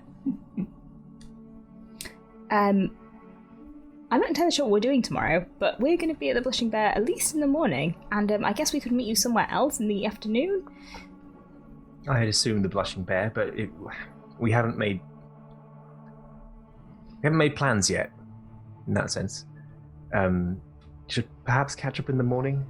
There's some personal matters and some more practical other matters that need to be attended to. All right, Blushing Bear in the morning. I'll get breakfast. Do you like Thank the you. field, or do you want something different? If you could sort of hand the reins back to me a little. I think it was heading in a better direction. It comes and goes. Sure. I'll kind of try and give you control over your dreams. Now that it's been reset to something nicer, I'm hoping I can take it in a different direction from there with understanding controls about. Did you Thank just Trix. use a 5th level spell to basically cast G-Cal invite? Wow. Fine. You used Dream to run a doodle. Okay, good. So you... Ash, you can control your dreams slightly better now that Trix has managed to calm them down. I think having got out of the that phase, it's like, okay, cool. Sure. We can try and focus on the good things. And you can dream for whatever you want, it's fine. And Trix, you reappear, and in front of you, Silver, you saw the drinks coming. In front of you is a resplendent cocktail, Trix.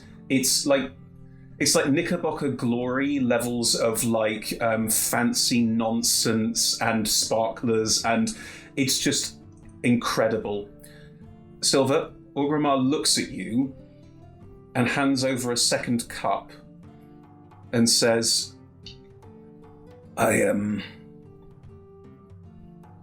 think I'd have much of a chance to use this, but I thought it might be to your taste.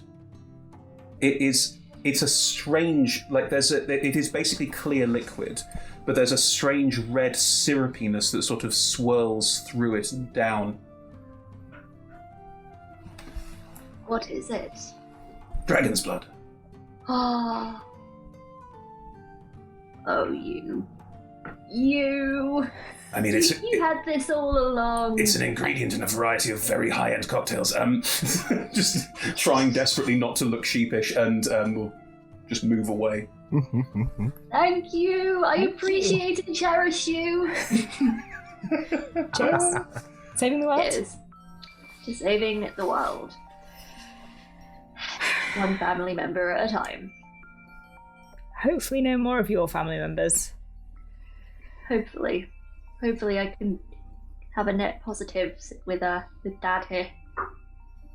I think we can fix that. I hope so. I hope so. We'll see what Astra has in mind. I don't want to get my hopes up, but I am. So if I get them up too high, please just check me. Okay. Bring you back. You both share a drink in your pub. Anything else you want to discuss? How are you alive? Can I roll another history check? Yes. Literally the same as the first one. It was a 2. Again. You have no idea. I don't know. I think the cat came and got me out of the thing. But Right, and the cat is the person who brought you back the first time. Are you like...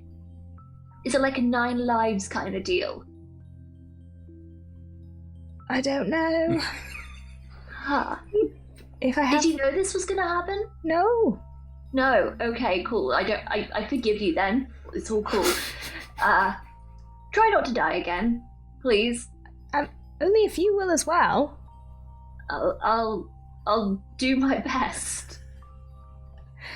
I mean, it's fine because we're not gonna, try and save the world again, right? Right. I know that tone of voice. What are you planning? What tone? The I'm hiding something tone. It's not a... Well, you know how the werewolves think that I am like this really cool badass superhero now? You are a really cool badass superhero. Yeah, I was thinking of making that like a reality, and then if world-ending events happen to transpire, I would be morally obligated to Join give in. some help. Yeah.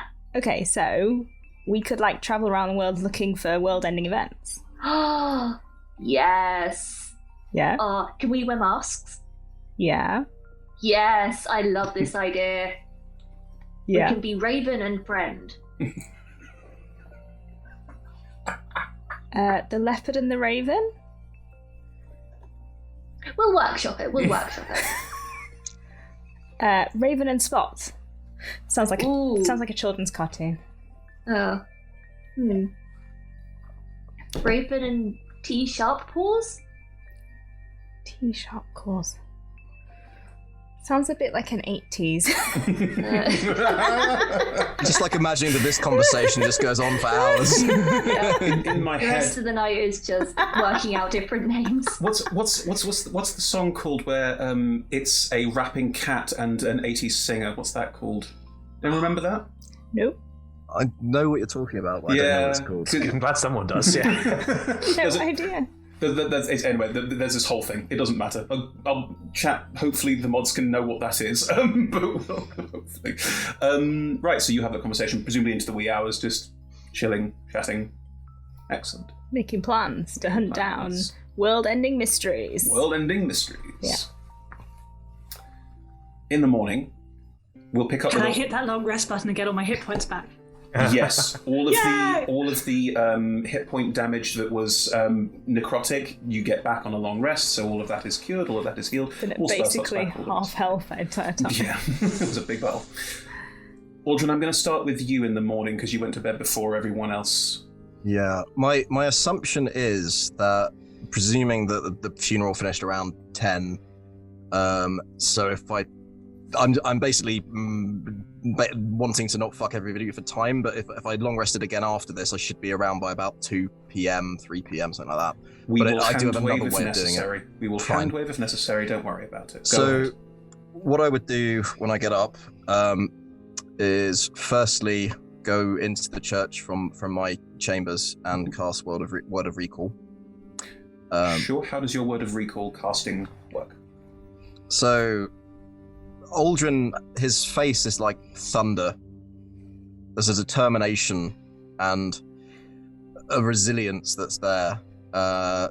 So this will be channeling light into the form of a gate, like almost like you know in Lord of the Rings when they say speak friend and enter, and then this sort of very pictographical sort of imagery shows up. So a bit like that, almost like a wedding arch, possibly appropriately, but tinged with shadow. The light and the shadows seem to be in balance with each other.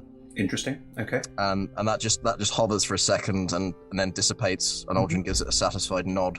It will then look to gather Kirsten. Yep. Yeah, you can find Isson very quickly. I mean, she's tired, but she's there. Yeah. So there's something I need y'all to do before tonight. If you can put the word out, and I can certainly try. What? here's what I need. You go to the apothecary. You get him to mix this. You bring it back here. I need it by this evening before it gets dark. Okay. Yeah. It's called Oil of Taggart. Oh, all right. I can do that. You tell them money's no object. Whatever they need, it'll be met. But I need that for tonight. Okay. Okay. For Callister. For Callister. Yeah. You're good. You're good, Earson. Um, I'm glad. she's going to go in for a hug. She's never hugged you before, but she's going to sort of lean in for a hug. She will be hugged as if it may be one of the very last times that I see her. Okay. Just very tight. We should have done this more often. Didn't really have that kind of relationship. Okay. It's time to reevaluate many things in these gloomy times we find ourselves in. Okay. Then what do you do? At which point, I'm gonna take some parchment and a quill and start writing. And with the intention that as soon as I finish writing, I'm gonna go back to sleep and recharge my spells. I'm not gonna commune with Timora. I've decided not to. I don't want to know what Timora thinks about my plans. Okay. But what you'll see before the camera fades and pans out is this is the last will and testament of Aldrin Wheelwright. Cool. What are you doing? The four of you meet at the Blushing Bear. Ashra, Percy, is there anything in particular that you do in the morning before heading to the Blushing Bear? I was wondering about taking a trip down to the monastery, but Probably, yeah. It'll be out of the way, but if you set off early and swing past it, that makes a lot of sense. You lot know perfectly well that Silver's not going to get up before midday at the earliest, so you're fine. Morning to Silver is 1 p.m, not 1 a.m. So you're fine. If you want to make your way through the city, as you make your way through the city, just on a nice sort of stroll, if you will, you pass by where the damage was yesterday, which you hadn't seen before, and it is still there. Like, there's still a considerable amount of damage. But there is obvious rebuilding effort going on. There is a significant amount of construction work happening and things being moved aside. And there seem to be a lot of people working together who you would recognise at this point as Flaming Fist mercenaries and people in these sort of, like, leathers. They appear to all be working together to sort this all out, which you may not have expected. That's going to be one to watch. Hopefully for the better, right? Hopefully. You can. That was optimism. What happened? You can easily make your way to the East Gate and make your way out into Tumbledown. The monastery still stands. The building is still there with the courtyard as you went up and through. But it is... Tumbledown's always quiet, but it is really almost quite ghostly quiet in a way. If you head towards the monastery and towards the doors in that you never went through, there are a couple of people who you recognise in the sort of, again, the guild gravemaker attire, standing to attention by the door. But as they see you, they will not interact with you unless you want to. They know that you're coming. They're not going to stop you. Who are you is not something that's going to happen here. It's a mess. The courtyard is trashed. Like, the bodies have been moved, but there's blood splatters everywhere. It hasn't been cleaned up properly. There is some of the building has in places been caved in. Parts of the stone and rubble have been damaged. Big battle took place here. I like it better like this. I'm just looking at you carefully, trying to gauge what you're thinking and what your mood is at coming here, given everything. So, I weirdly didn't get much sleep last night. Maybe had a lot to think about, was quite excited, but you said that maybe my stupid daydream was maybe not that stupid. And, I mean, what not? I think this place should just be mine now. We could throw a lot of intimidation or money at whoever wants, maybe. But also, I'm the last surviving pitch member. I think I should just have it. So one option... No one is going to stop us. Yes, we are quite scary now. So one option is we set it on fire. We set all of it on fire. It would be really fun. It would be a lot of fire. Oh, veracity. Got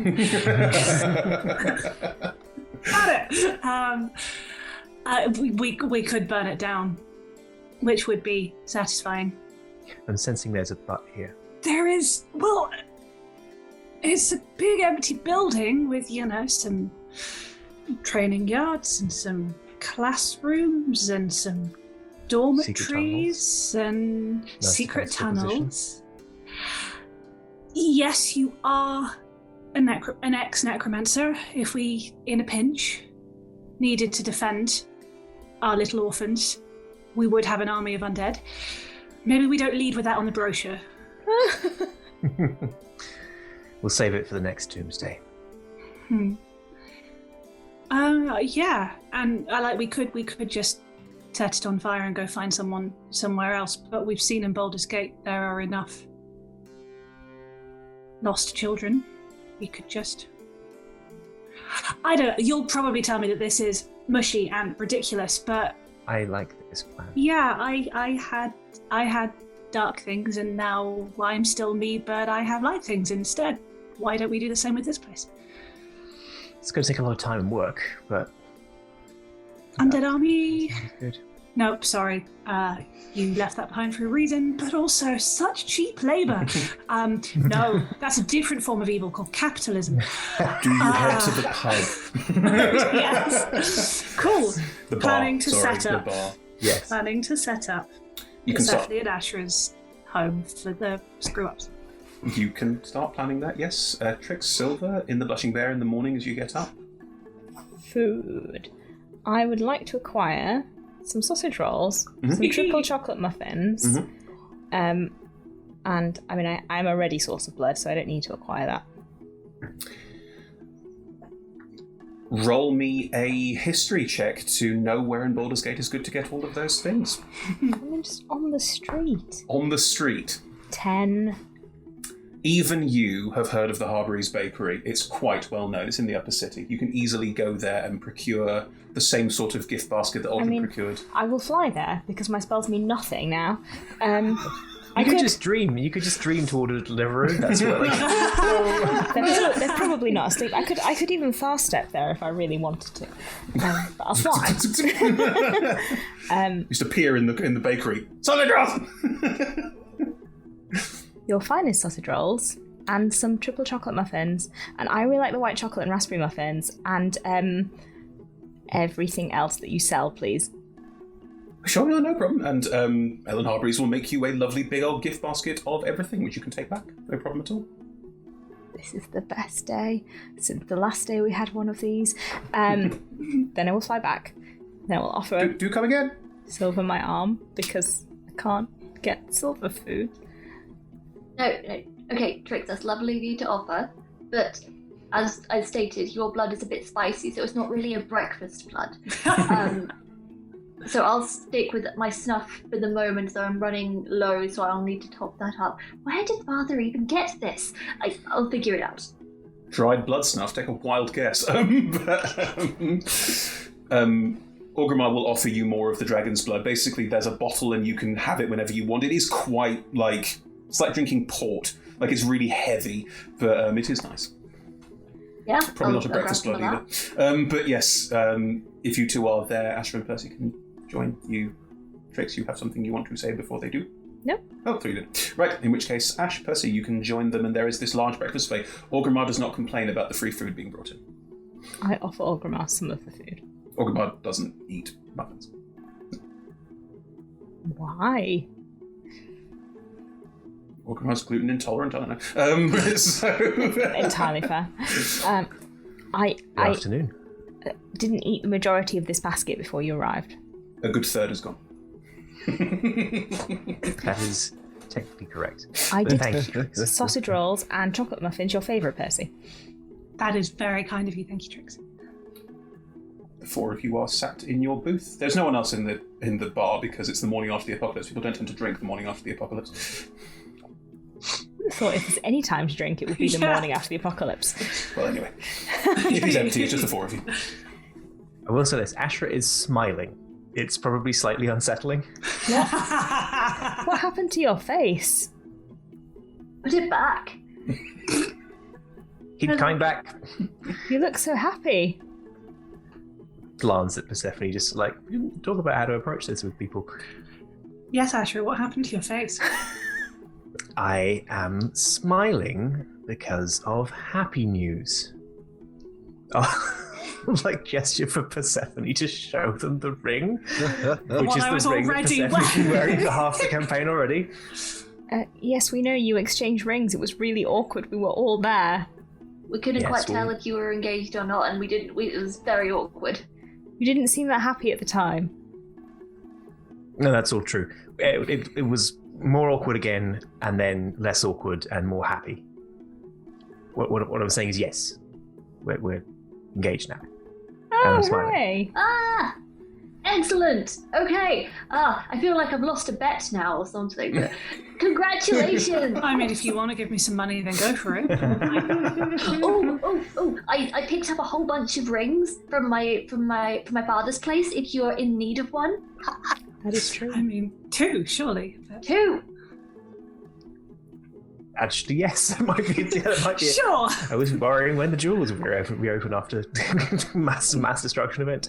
So if you hold out some of your father's rings, they are, I mean, they're Dracula's jewellery. They are quite large and ostentatious, and some have skulls on them. Like, they are very much the things a These very all powerful seem vampire. perfect.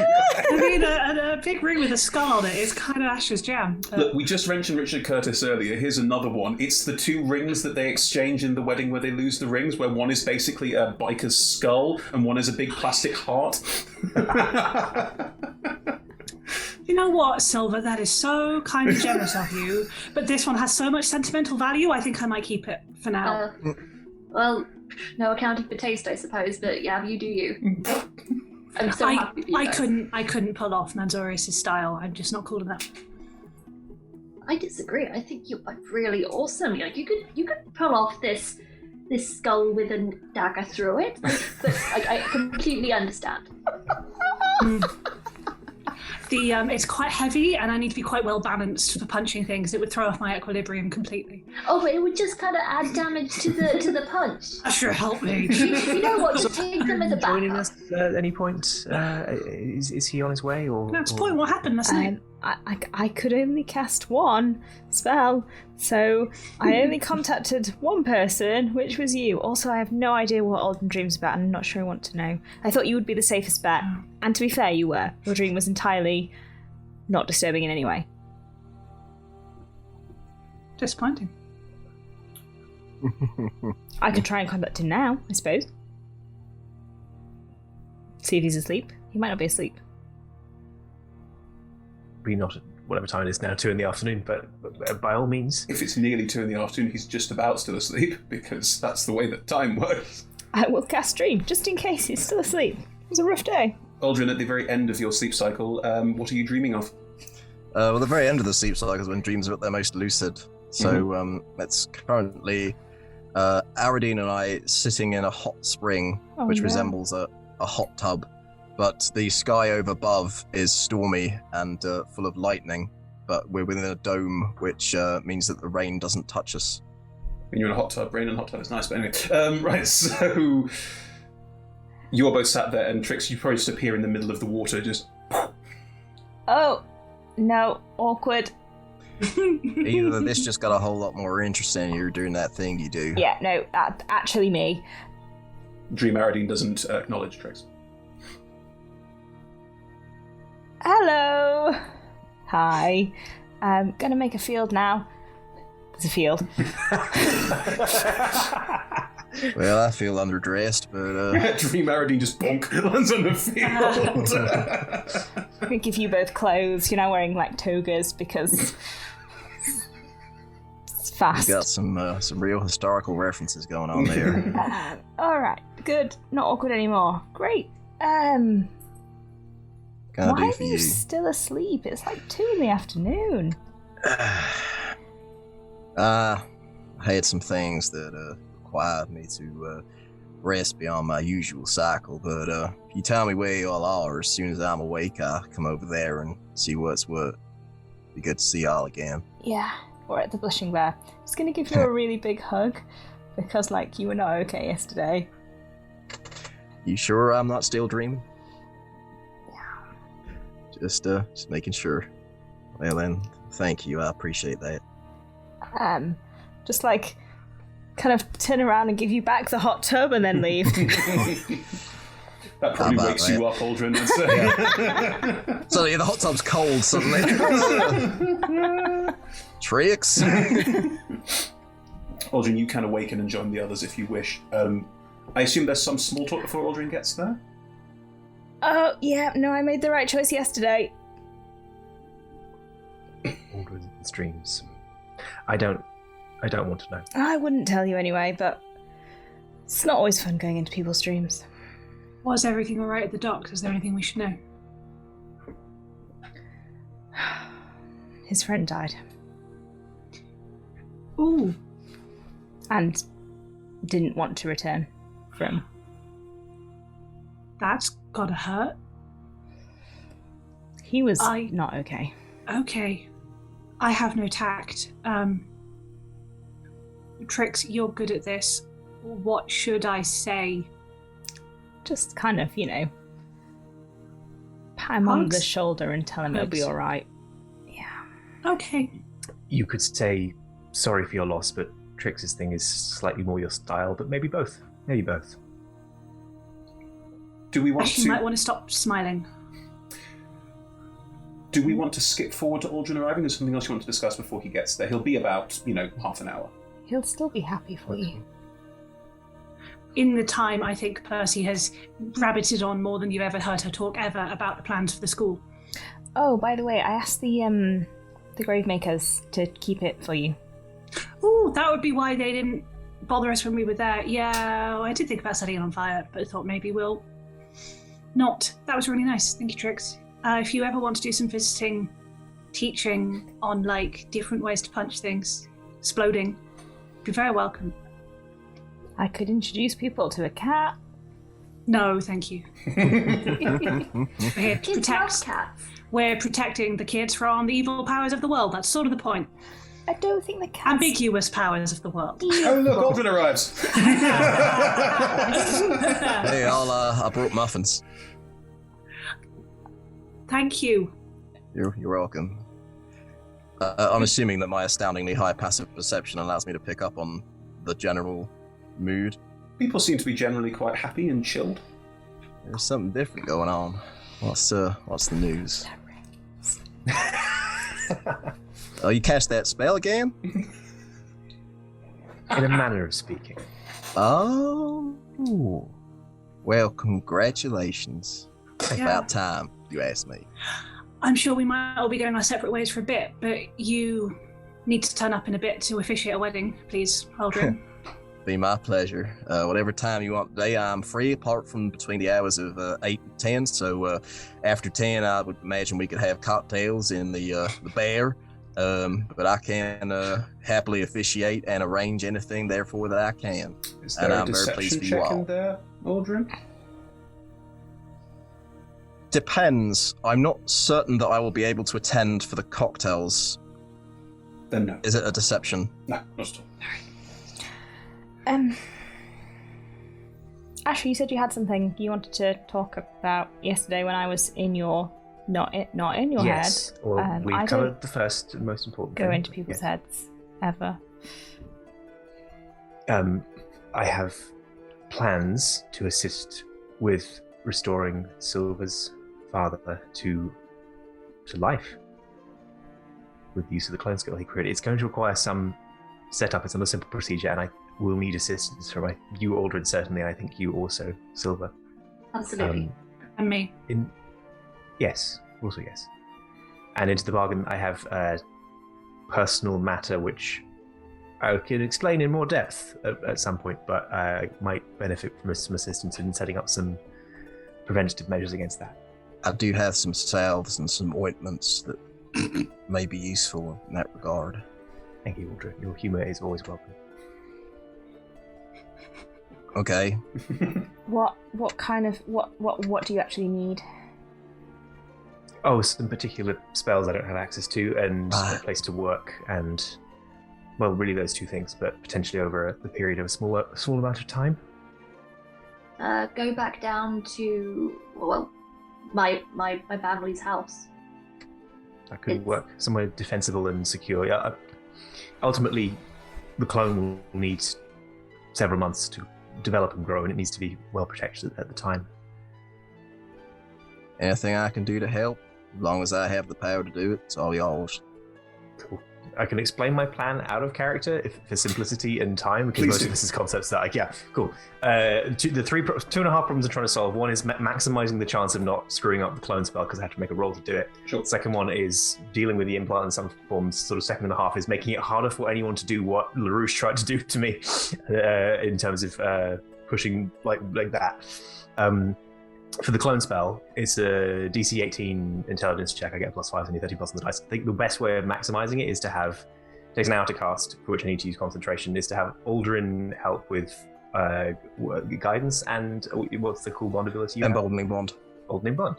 And enhance ability, but you need to concentrate on the other ones, but we can cast that into the rogue spell storing, which can then be handed off and attuned to by Silver to let her use concentration to boost this, to just maximize the chances of this one attempt at an 8th level spell actually working. Gotcha. So that's the clone spell, and that would then give Manzorius a body that is humanoid, because the clone spell creates a human. Well, interesting. Reviving. I think with Aldrin's assistance, you could tweak the spell in casting. That means that he wouldn't be back in his vampire body. He would be human again and be able to do what he wants to do from that basis. That's fine. Part 2? The other bit, the simplest thing is either using a contingency spell coupled with, if Aldrin's willing to donate the spells, either a Greater Restoration or a Feign Death spell. So that if anyone tries to get me to reveal anything against my will, I just get knocked out, like completely just shuts me down, or uses the restoration effect to sort of suppress any charm effects, to kind of act as a temporary buffer, so that this doesn't get screwed up and get in the way of having the happy ending with Persephone. Past that, if those spells seem effective at least temporarily blocking the effects of the implant, it could then be potentially physically removed while that's happening to sort of stop it going all the time. If that doesn't pan out, my plan is to wait for Manzorius to return to life, assuming that goes well, and then hopefully using his connections to either get another clone scroll or just get access to someone who knows the Brotherhood tech in a way that I don't. You are such a wizard. Not Ashra, you, George. True. Do you want to take the Gatecrasher up on their offer? They've got something I'll else? definitely hear them out. If it involves travelling a lot and potentially being pulled away from Persephone, I guess Persephone could absolutely come too. Then I'm more pro this, particularly if it involves leaning on Manzorius' resources and staying in Baldur's Gate. But I definitely hear them out on what they add as a if the contingency is in effect, it's much harder for anyone to make this happen. True. So there would be a contingency if someone charmed you to reveal Brotherhood secrets that instead you would not. What would the spell? Because Greater Restoration, you can remove a charmed effect instantly. So if I get charmed or anything like that, Dominate Person, most of those effects do charm as part of the effect. It would just turn it off immediately. Or the alternative is to use False Life, which would just Feign Death, yes, sorry, which would just render me unconscious for an hour to protect. I would say that contingency sounds like a very good way of not making the problem get any worse, which is good. Right. Doing this entire process, setting up the Maladata stronghold is going to take quite a bit of time. I think if you lay this plan out to everyone, if everyone can assume that in character this was laid out and explained in a way that isn't the rules say probably I must do involve this. Quickly sketched diagrams and the lab could be Cool. In which case, this is going to take some time. It requires Aldrin's input. Aldrin, you are part of these plans. Do you specifically allow the plans to be made with you as part of them? You have my word that the Church of Time War will assist you in this endeavor. Roll an insight check just to see if I note the natural 20 for 27. I note this, but I won't call you out on it. It'll just very much I know that you have made this broader than intended, but still appreciated. Bless you. As this is all being discussed, just to be clear, what Ashra is laying out will take time. The setting up of the clone spell and the equipment needed for the clone to gestate for about 3 months, isn't it, George? 120 days, which is I can't remember that is in months, but 4 months. 4 months. Yes. If you basically put, what's going to be happening is Ash and Percy are going to stay here and set up a school. They've already started making plans, and that is fine. Trix and Silver, it's going to take 3.5 to 4 months for your father to be in a humanoid body, and Trix, that's the time that's going to take before he can really tell you much about Blondie. You could ask Silver to commune with Manzorius' spirit and get some information, so you could head off. So you could leave Asher and Percy to look after Manzorius' body and get it sorted, or you could stay here for a bit of time before going. I knew that Blondie was here, so I will just... One, who's going to protect Manzorius' body? because Silver can't do it round the clock. Yep. And 2, Blondie might come back, so I can just keep an eye out here. So you're going to stay here, help look after the body, help enact this plan over the course of the next... Yeah. Well, I can't leave Silver here alone. That's not... Okay. So you are making plans basically to stay here, enact all these processes, and once everything is done, there are next steps after that for all of you, but getting Ashra a potential clone so that we can get rid of this thing, using that. There are 2 points within this that might change things around that plan. So shall we say you discuss all of this and agree that you'll all stay here to do this, and Aldrin keeps making slightly vague, yes, the Church of Timora will stay here and help you with this, style comments. Ashra, within this, do you want to find a moment to step aside and have a word with the Gatecrasher about what they were suggesting?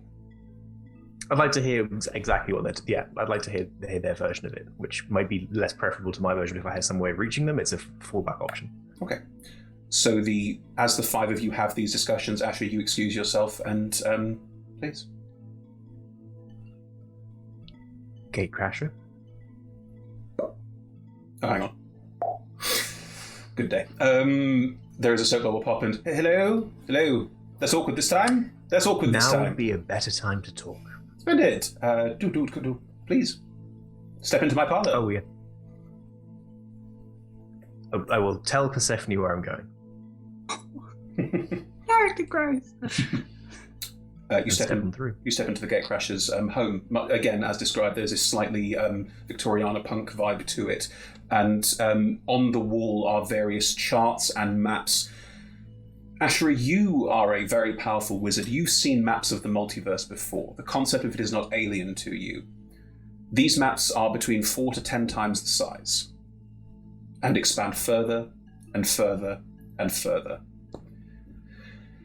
Right, so I've been doing some research and, this particular nasty effect, I think there's a space over here where there's a shrine, and that shrine has a certain magical propensity to allow for things, and we'll explain at length a convoluted, complex journey through the multiverse to fix this problem for you. And I'd be willing to do it. I'd be very willing to do it. This shouldn't be done. And then maybe after we're done, we can go and stop them from doing it again. You know, this seems like you can. I'll ferry you there. Watching as usual. Well, yes. This is a good plan C. C? Plan C. You have other plans? There's a lot of steps, there's a lot of things that could go wrong, there's a lot of exposure, and I'll follow through with my original plans first. If they seem fruitless, then yes. Oh. They look back at the need to charts make sure. and look back at you a bit and... Oh. To be honest, I was looking forward to it a bit. All those potentials, all the possibility, whole worlds to explore. We'll pop back in a few months and we can revisit the idea. All right, sure. That's I'll see what I can do without you. See if I can sort of, bring the essences back to you. And then... Oh, by all means, yes. I'm not sure I'd be able to do it personally. But I'll see what I can do. I have some old friends I can ask. Tried to have some fun with it. Okay. If you ever want anything to do with this sorted, the people who did it to you sorted, you need but ask. Thank you. And I'm going back to the pub now, the bar now. All right. So whoever wanted to look into this sort of thing more, you need but ask as well. Do I just, whisper your name? Hang on. Pulls out a key. Not the same one. This one is different. It has more of a bronzy tone to it, and it looks a bit more like a modern Chubb key. Like, it's not like an ancient, it's got sort of almost like that branding look to it. If you ever want to step into here, just use this. It'll only take you to here, I'm afraid. But if you ever want to, you need but step in. Thank you. I truly appreciate it. It's nice to have more contingency plans. I'd say it's nice to have friends, but yes. Anyway, I will. After Beckett doesn't do friends. It's a pleasure working with you this time, and hopefully again soon. Catch you around, Gatecrasher. I'll step back out. Sure. The door closes behind you. Well. I will pocket the key. Right.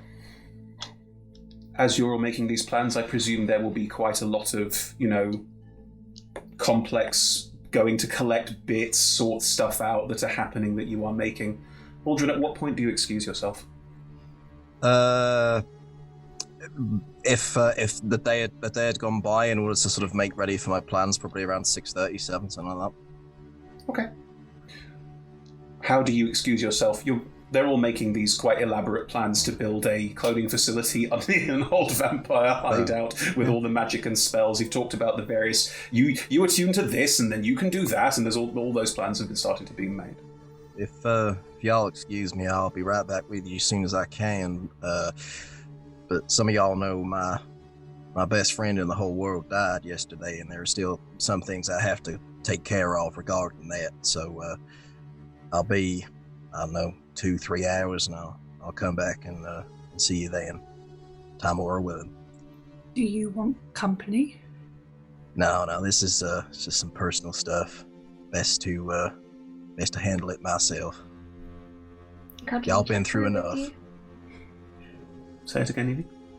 Would you like to take Cuddly Jeffro with you? Like the moral support? That'd be nice, thank you. Take care of him. I will. Gonna walk out with you. You're best Hey, hanging DNT. first. I've seen that look before as well.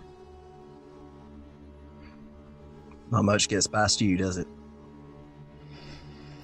No one is about revenge.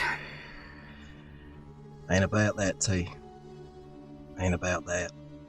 It's about balance.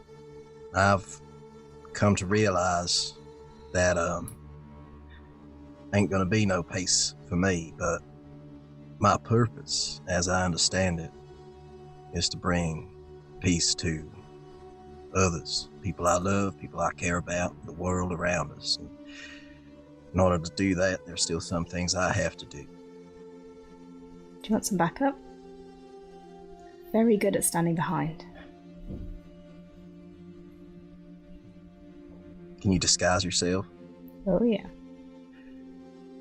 If I do what I think I'm going to have to do, it might change the way you see me. You on board with that? You ever change the way you see me? After everything that I've done? Never. Have your answer. Well, alright then. Let's go. Where do the two of you go? Church of Timora, to see if my people have been able to acquire the Oil of Taggart. They certainly have. Rolled for it.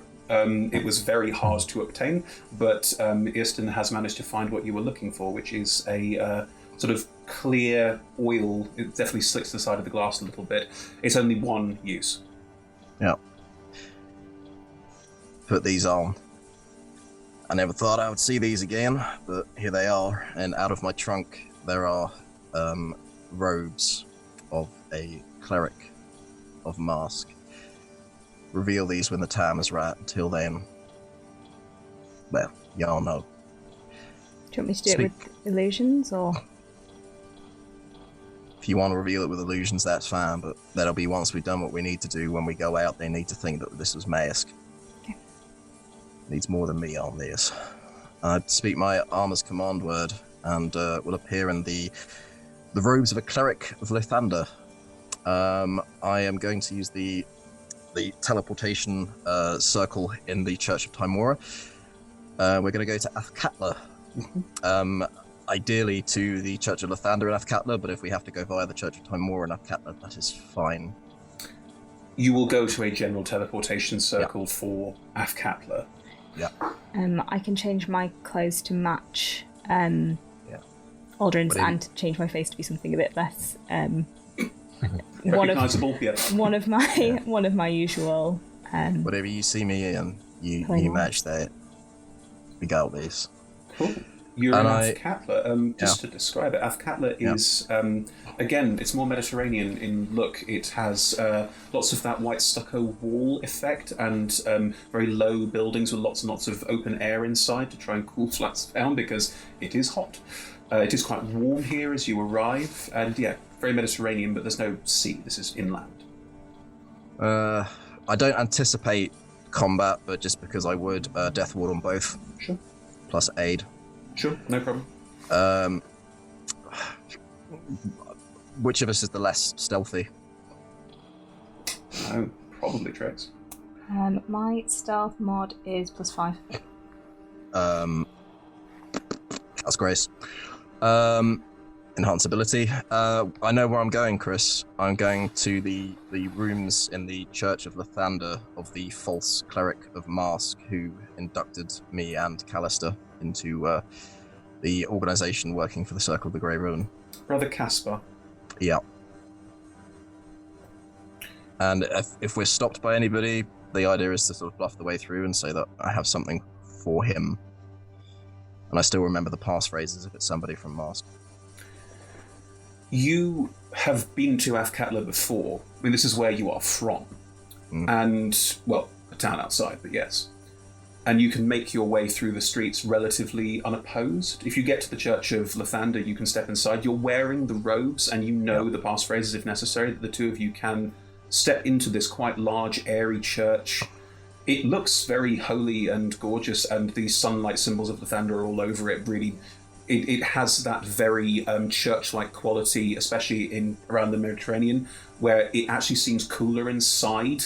The whole thing place seems to cool down as you step in, and you can make your way around the rooms to the door of Brother Caspar. Cast telepathic bond as we come up to the church, and just think like, well, we're about to set some things in motion right here. As I get up to Casper's rooms, I know that he tends to go to bed quite early. It's a room with a bed and also an office and a desk and so on.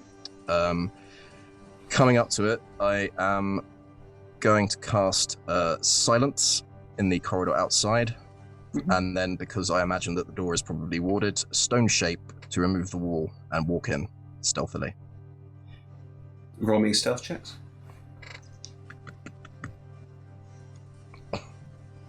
We will be presumably covered by silence to a degree.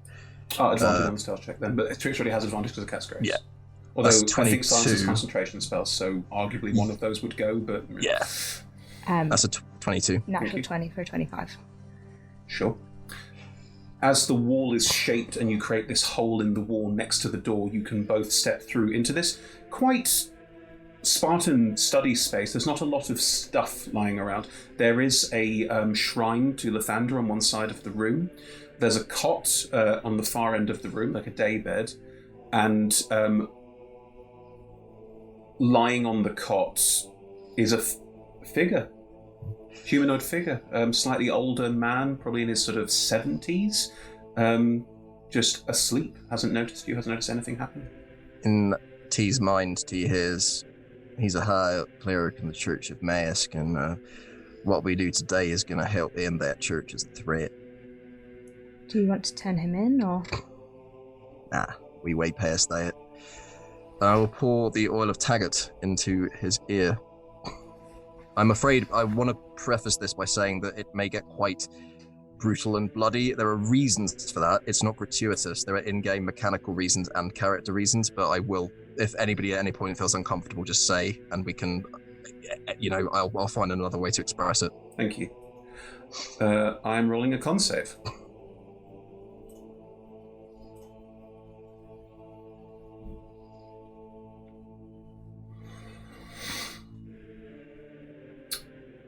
That is a 11.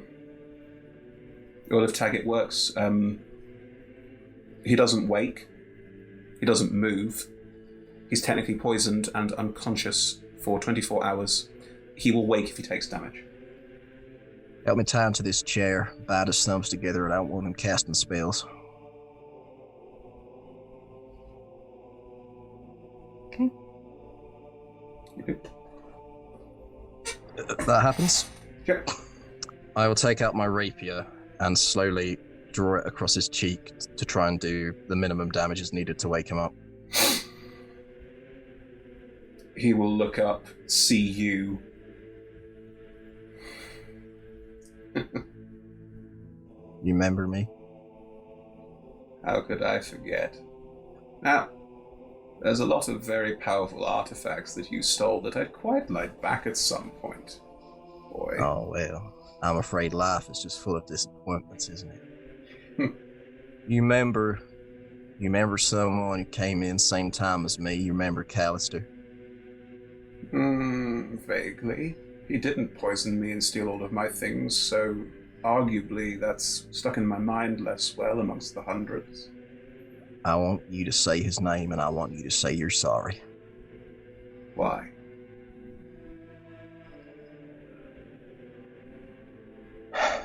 Because wherever you go, I want to give you a fair chance of getting there in the best possible way you can. Threats? What do you think you're going to do to me?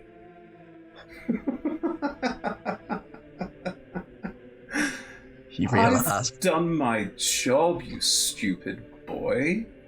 I've done it 1,000 times over, and I would do it again. And if you kill me here and now, then it was a life well led. I don't see what you think this is going to achieve. Let me tell you what's happened and what's going to happen. We have destroyed the Circle of the Grey Ribbon in Baldur's Gate. We have destroyed the Avatar of Mask, and we are going to make sure that the whole Church of Lathander is up in arms to unroot every last Mascaran from the Athcatler to the top of the Sword Coast and Icewind Dale, and your death is going to help with that. So thank you very much. Now, one last time before this ends, say his name and say you're sorry.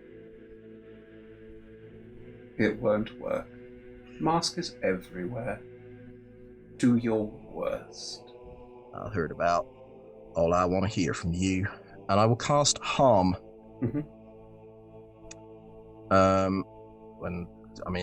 they resist it? Con save. I'll roll it. I got other spells.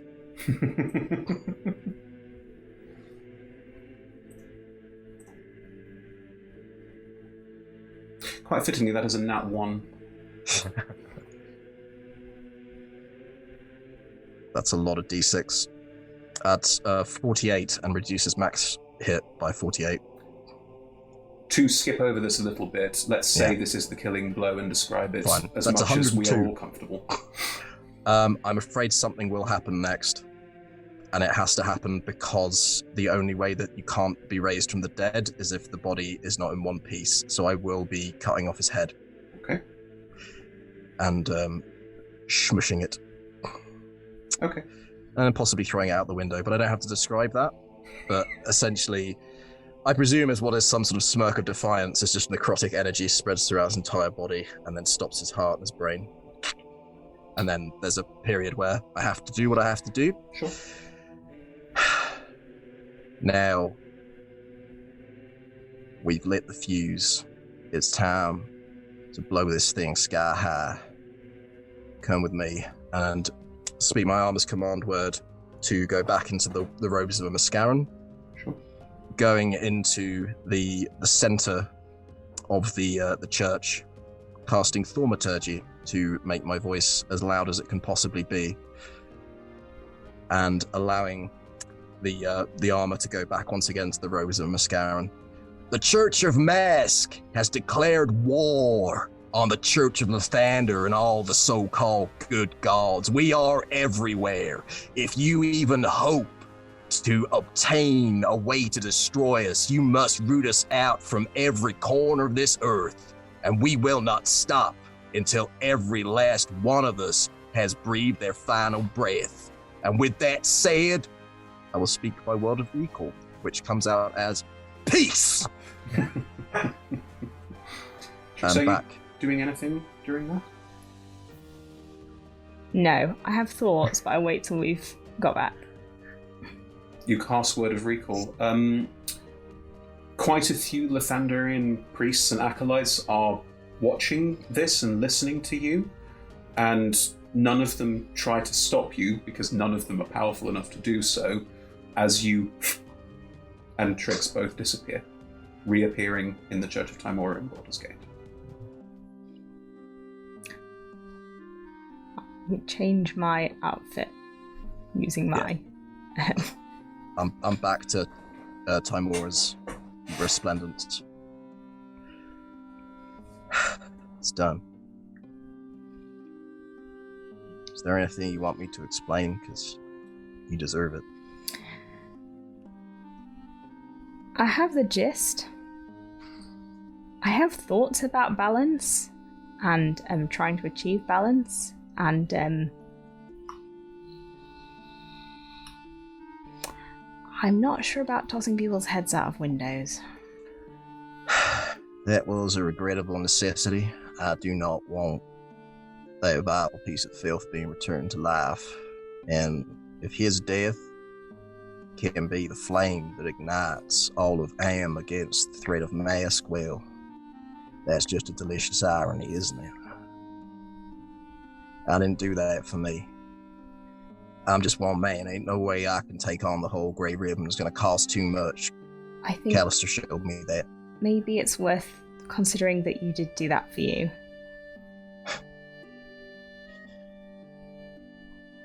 See, if you know how much that cost me and how much that hurt me, well, maybe a little, but I guess we'll see whether I made the right call.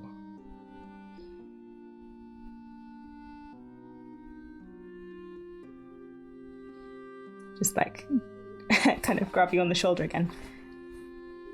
War is not fair. War is not nice. I guess sometimes you gotta do what you gotta do. Ain't that the truth? You give me 5 minutes, we can go join the others. I may have started something here today that can lead to some more upheaval, but I appreciate you being with me through that. You ever need me, as long as I can be there, I'm with you. Okay? Good to know. I'll just take a few minutes to take off my armor, doff my shield, put on my actual vestments that are just cloth, and I'm going to go, assuming that T also wants to go and join the others at the bar. It's just one thing I want to say when I get there, and then I will stop pulling a focus. No, not at all.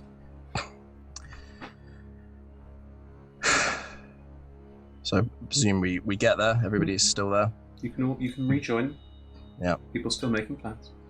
Putting my armor on the table, taking off the amulet, putting that on the table. Rapier, hand crossbow, pouch full of diamonds, and finally the shield. And then just a folded up piece of paper that I put there. I just want to say that whatever happens, it has been a rare pleasure in my life to have met every and each of you. And I wish you every joy in whatever is to come. And if my destiny is to fight at your side, then that will be a blessing. But it's out of my hands now. It's into the hands those above. Tamor, if it's time, it's time. And I'm going to roll a D100.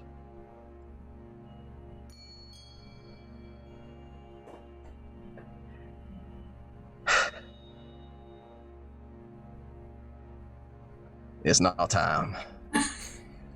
Kind of feels a bit over dramatic now. A little bit. Were you just asking Timora to kill you? I was asking Tamora to guide me in the right direction. And for the avoidance of doubt, that was a 12. Oh,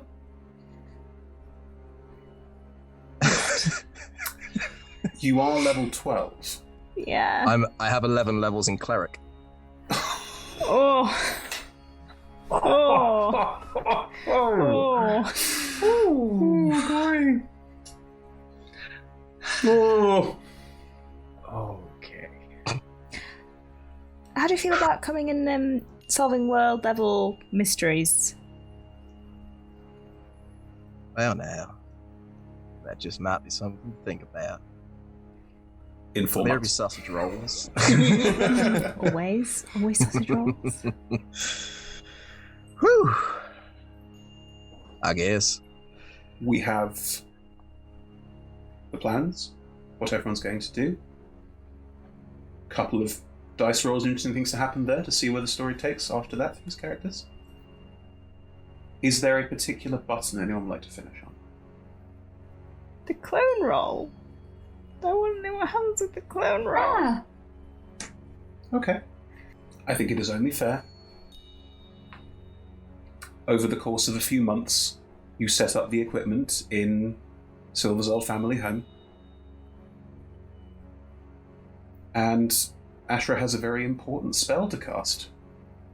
Grab a second set of dice. It's 2d4s. If we do it right, so Okay. Silver's got the enhanceability via the spell. You can give the Ring of storing Spell Storing to Silver, who can then spend a short rest attuning to it. You can then, Aldrin can then cast Enhanceability into it, giving you advantage on this roll. Yes. Aldrin can then cast Bless and Emboldening Bond, because it's an ability check. Therefore, Guidance, thank you. Guidance, yeah. Guidance and Emboldening Bond, sorry. Therefore, you have the ability within that to roll a d20 and 2d4, 2d20 and 2d4. The d20 is the advantage roll. You have to roll a 13 or higher, I believe. Yeah, I have a +5 and it's a DC 18. Here we go. It's an intelligence check. So, Here we go. looking at those numbers, I don't know off the top of my head. Let's have a look. Doesn't look. Okay. Okay, hold on. So makes. Oh my god, George, the suspense. Oh, okay. What have So you I'll. done? What I rolled is a 5 on one of the dice, the d20s, that is, obviously. And then a 7 on the other. Okay, so that's 7 plus 7. 5 for your ability score mods, that's 12. +5 takes it to 12. I have 4 on one of the d4s. 16. Takes it to 16. And I have 1 on the other. George. Yep. I don't know. Can I use Divine Intervention to grant you a luck point? Oh, I don't know if it's any. Is there anything I can do about that? I don't think so. Is it the Gatecrasher's library? Oh dear. Oh dear. That's about. Oh no, how did this happen? It's me. It's me. No, a George is rolling clutch at exactly the right moment. This is not a Or George. also rolling two nat ones. But no, That's it's also rolling a whatever George. you don't expect. So, I guess we have more work to do. As you all stand in this space, and as Ashra requires cast a spell from the scroll, and it fails, the button I'm going to leave you on is Ash. If there's one place in the world that you definitively know someone has access to a clone spell, it's the Arcane Brotherhood.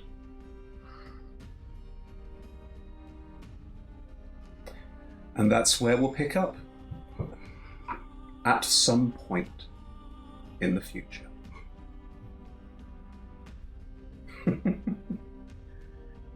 Fucking dice. So close, though. That's 2 rolls within 1 of utter catastrophe. That's remarkable. But yeah. Oh, they giveth and they taketh away. That's incredible.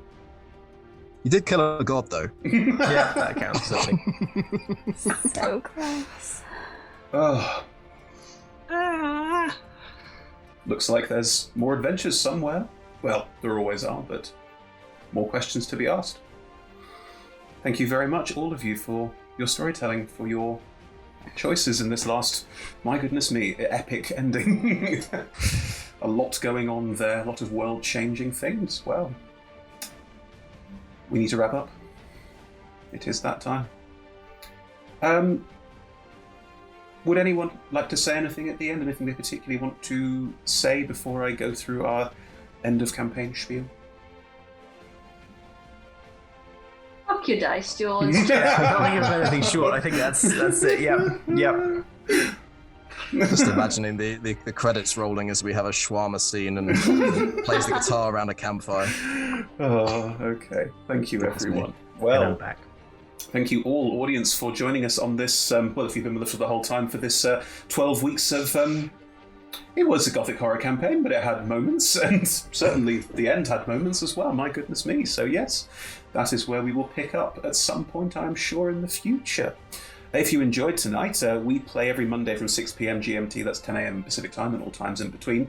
And that is the end of Gloom Falls on Baldur's Gate. Do you want to tell people what we're starting on Monday? First in the Feywild. We are going to the Feywild. There are going to be mushrooms. There are going to be other more threatening things than mushrooms. They're going to be flustered, just like I am right now. Yes, we're going to the Feywild, so join us from next Monday for Flustered in the Feywild, and join us this week on social media. That's Roll Together RPG on Twitter, Instagram, Facebook, all those places, to find out more about who is playing and who they are playing. It should be an exciting reveal, but yes, join us this week for that, and then join us next week for the start of a new campaign.